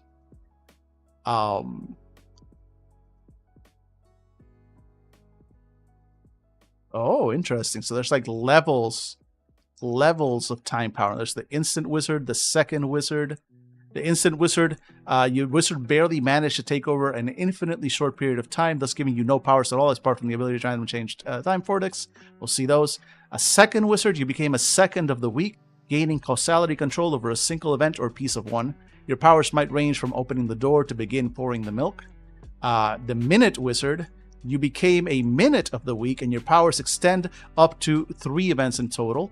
Or the hour wizard, you became an hour of the week and your powers extend up to 10 events in total, though 5 is recommended. Okay, so definitely advanced time wizards here. I guess you have to be a sorcerer. Yeah, sorry. This is just the rules of the game. That's, sorcerers were invented so that, people can do magic without having the beard. Let's see here. Okay, this is cool. Let's see. Then beginning the game. Voila, your group is ready to play wizards. Let me tell you a story of high adventure. Oh, the TM has the duty of igniting the session with a plot, which must always, without exception, begin with the phrase, "Let me tell you a story of high adventure." It need not be an actual story of high adventure, however. Exception to this, which we say no exceptions, exception. If the TM is sitting with his back to the rest of the players, he can simply mumble or hum without significance. Then the player closest to his left arm must interpret the meaning and announce his personal interpretation of the opening line. Silent TM. Should the TM fail to convey further story elements for 10 or more minutes at any given time of the session, players can vote to reassign time mastery. So basically you can move it around. Okay, this is dope. Time moments, straightforward, so constant. Okay, so this is basically more guidance on the shitpost game. This was an attempt to actually make it more of an actual game with the advanced time wizards. And some complications. Moving forward, time dilation, dice economics. Oh, it's an extra rule there. You can apparently make bets. I don't know what the bananas have to do with anything, but sure. They've got combo wizards. Time wizard controlled by 2 or more different players. Okay. All right. A combo wizard is a time wizard controlled by 2 or more different players, an optional method you can employ when there are not enough dice to spread around. Combo wizards behave like regular time wizards except for the following. Punch the consensus. If all the players behind a combo wizard can get along and decide the actions to be taken, you can ignore this rule. But if consensus cannot be reached quickly, the TM can force them to punch the consensus. In order to do so, each player must either wear either boxing gloves or pillows, or one of each per hand, and lash at each other until a single ruling has been determined. If the players show to be specially resilient, at the TM's discretion, they must put the gloves, pillows they were using to fight over their they must put the gloves or pillows they were using to fight over their heads and balance them while boisterously voicing their preferred course of action and gesticulating. The player who lasts the longer without dropping the item gets to say what's done. So there is an in-game mechanic that basically involves a pillow fight, a real-world pillow fight. There's an additional rule for power boosting. Power boosts occur whenever a time wizard uses a power at exactly the day of the week and time when that wizard awakened to his or her powers. There's a hat off. Whenever a hat that was previously worn during the setup or course of the game session is used by a participant different from the original, a hat off takes place. During a hat off, the offending player must wear the hat covering his face, straps are allowed in case the hat keeps falling off, and presented with the option of slapping 2 different areas of the table, one with a single d4 and another empty. If he slaps the empty area, he takes the dice and ends the hat off. If he slaps the d4, he must give away 1 dice from his pool to the original wearer of the maligned hat. Why is that rule there? It just is. Using the wrong die. If at any moment when it okay. So I distinctly remember when I heard about this game, somebody was like, "Yo, I'm not slapping down on d4s. That sounds like torture, and I'm not gonna do it. But I want to play this game, so why don't we just use d8s? Use them just like we use a d6 to simulate a d3. You can use a d8 to simulate a d4." And people are like, "Oh yeah, I guess you can do that." Looks like this game makes a point of addressing that. If at any moment when a die must be rolled or slapped, including a slap face, a bet, or a hat off, a d8 is used, the story is immediately suspended and time mastery must once again be determined as per the methods presented in starting the game. Should a second d8 appear later on, the TM passes to the player to the left, and everyone else must switch their characters with the player sitting to their respective lefts. Note that combo wizards are exchanged as a single character, so this may cause a normal wizard to become a combo wizard if the character is handed to a group of players in a combo, and a combo wizard to become a normal wizard when the opposite happens. Further d8s will continue to cycle characters. If characters are cycled 5 times, a time distortion happens at the 5th. If a 6th switch happens, every character becomes Heriberto, an impolite ice cream vendor with a thick Latin accent who constantly makes a pop sound by pulling his finger from his mouth, like that. and dances in his chair whenever a word containing the letter F is said. The exact nature of the dance is left for the player to decide, but must always include a left-right movement of the butt. Additional D8s provoke no further effects. The effects of multiple D8s reset when a Time Wizard session ends, as well as if unpeeled bananas that were previously on top of the table are removed from the room and cannot be seen by any of the participants. I still don't know what the bananas are about. Diceless Time Wizards. No. The entirety of that section just says no. Hey! Bathan! Virtual tabletop rules! Undoubtedly, Time Wizards is meant to be played in person. However, there are many people that cannot, for whatever reason, form a cohesive group in person or have an established gaming group on virtual tabletops such as Roll20. The slap face in particular is the only sticking point in terms of virtualization. As such, there's a separate set of rules that attempts to accommodate online tabletops. While the rules modifications that follow can't invoke the threat of physical pain that the meat space rules can, they do a good job of simulating Time Wizards for such groups. The slap phrase now proceeds as follows. The players send the TM a message stating their desired changes. Each player rolls 1d5 to determine how many dice they have slapped. Each player rolls xd6, where x is the result from step 2. The effects then resolve in descending order as normal. Yes and nope effects are still drawn. As with the rest of the game, the session is a work in progress. Report results or decide changes to the wiki. Apparently this game has a wiki. Any other forms of physical interaction. The participants will enter a rap battle or a flighting contest, or maybe both at once, where the most vicious spits decide the winner. Let's see, playing this with blind people wouldn't be any fun either. Braille D4s are shaped like a D6, but two sides are convex. Yeah. Like I said, I mean, in Meat Space, I think part of the point of the game is that it's the threat of physical pain. Because slapping down on D12 or anything rounded like that is not that bad. It's the spiky D4s that hurt you, and then this game kind of wants to hurt you. But hey, you know what? Again, for a game that is basically an extended shitpost, an advanced shitpost in this case. Hey, they did actually went like, all right, here are some, even if it's apparently grudging, but here it is. Here's some rules for you to play this online. And then now you got like 20 hints, kind of like the previous one, and then a proper final words. And here we go, guys. So we've got the cards that I guess you can kind of look through.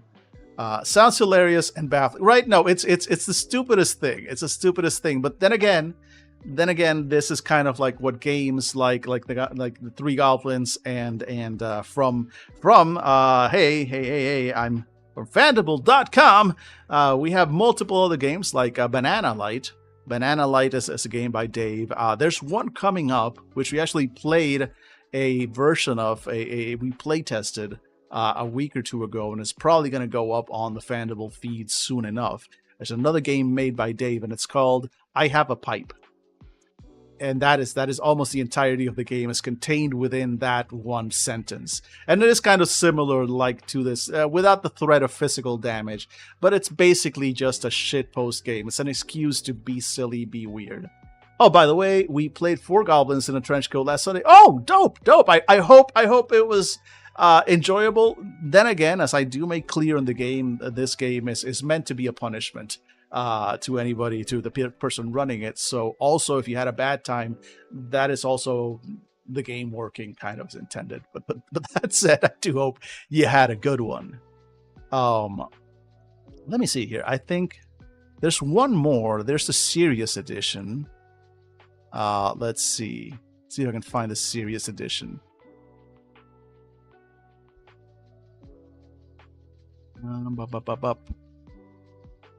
Wait, let me go back. Time Wizards Serious Edition.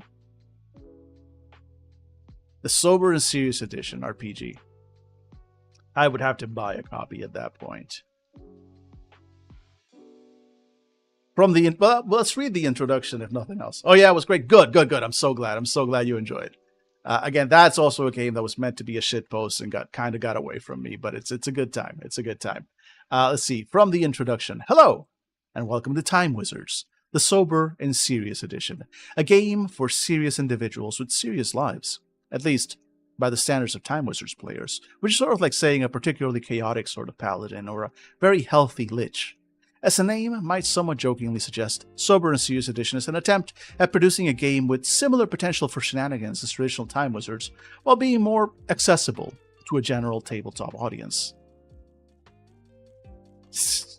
So this revised and largely rewritten version of the game primarily is based on Time Wizards Revised First Edition, minus the idiosyncratic dice slap rules. It was published October 2015. All right, so it's basically just a version of the game, but without the dice slap, which feels like feels like a shame. Feels like a shame, honestly. I think I want to make my friends slap their hands down on D4s. But that's just me and my friends. All right. Well, anyway, that's what I wanted to spend my last hour on. Just Time Wizards. We technically still have another 15 minutes of stream left, which is I did not mean to. There we go. Let me actually just take myself off to here. There we go. So technically, we do have about 20 minutes left of stream, but I'm out of games. I definitely have nothing I can cover in the last 15 minutes. So I think we might just go ahead and end it a little bit early today. But tomorrow, okay, so we've got a couple of things. Let's actually spend the last few minutes figuring out what's going to happen tomorrow. I have so many games. I do have... Ooh, give me a second.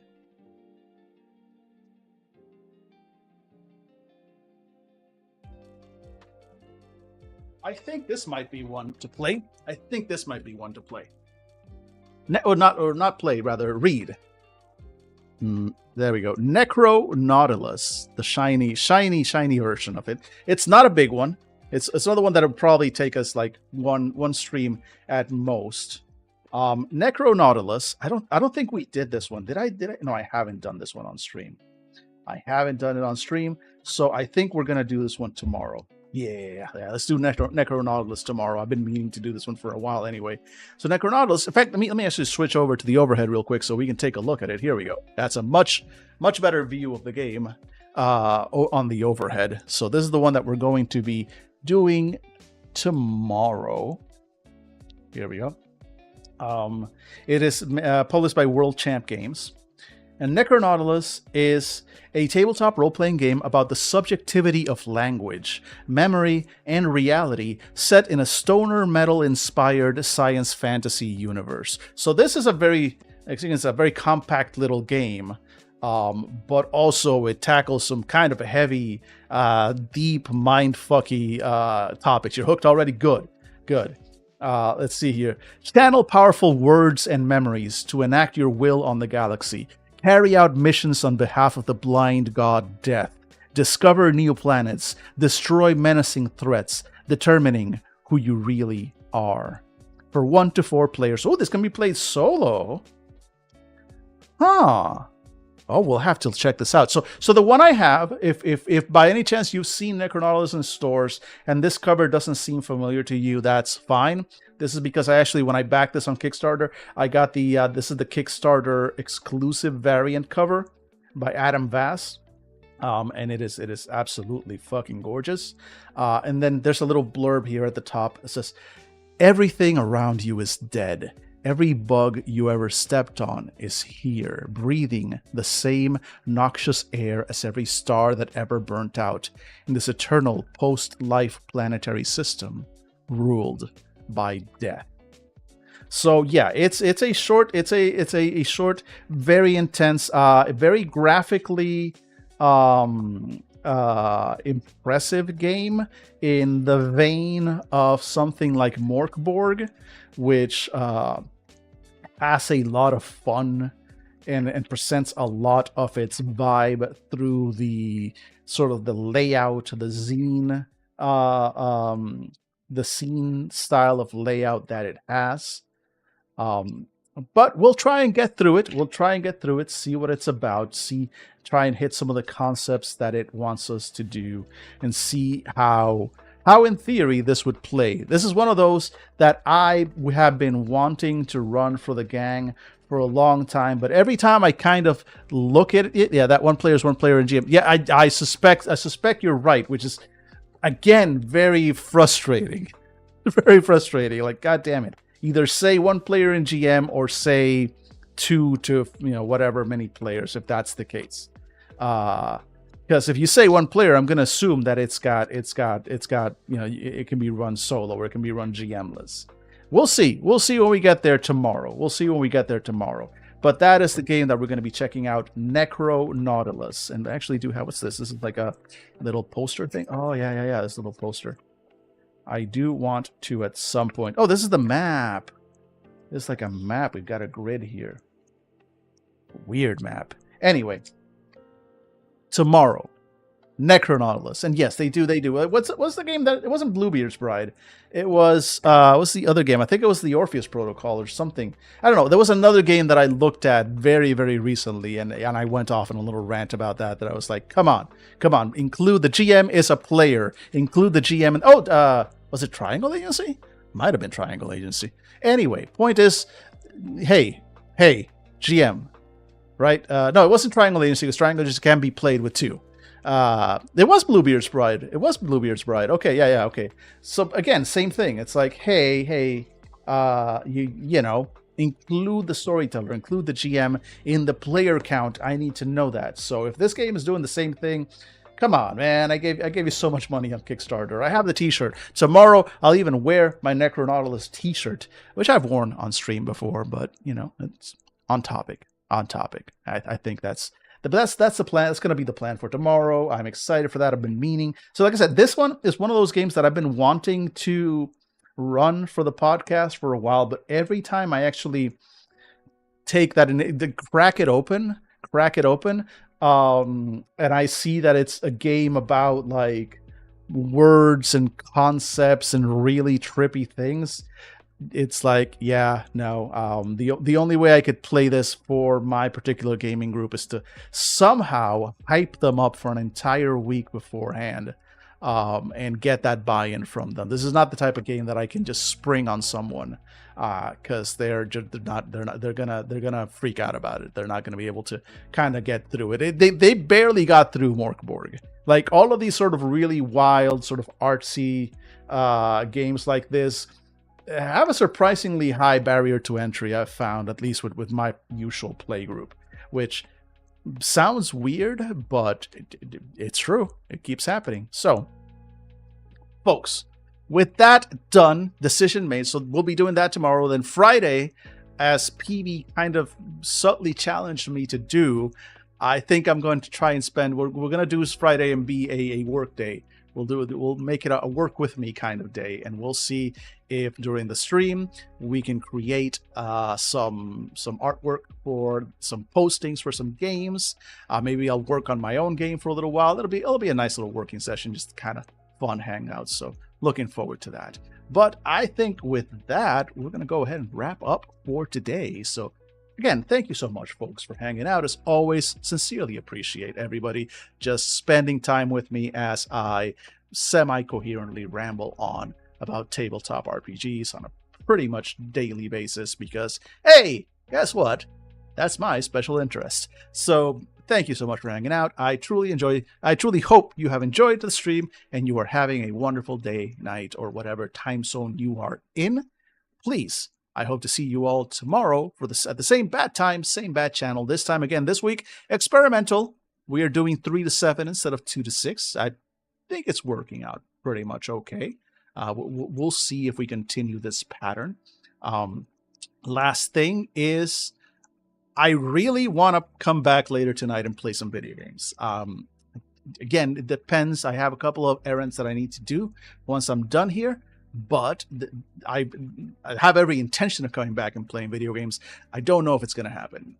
That's what, of course, as always, I have my socials for. They're on chat. If anybody is watching the stream and has not yet followed me, there are my links. Go ahead and follow me, especially on Blue Sky or Mastodon, and you will find out if I am streaming again tonight. But I thought I will definitely be streaming again tomorrow and hope to see folks then with that, I'll call it a day.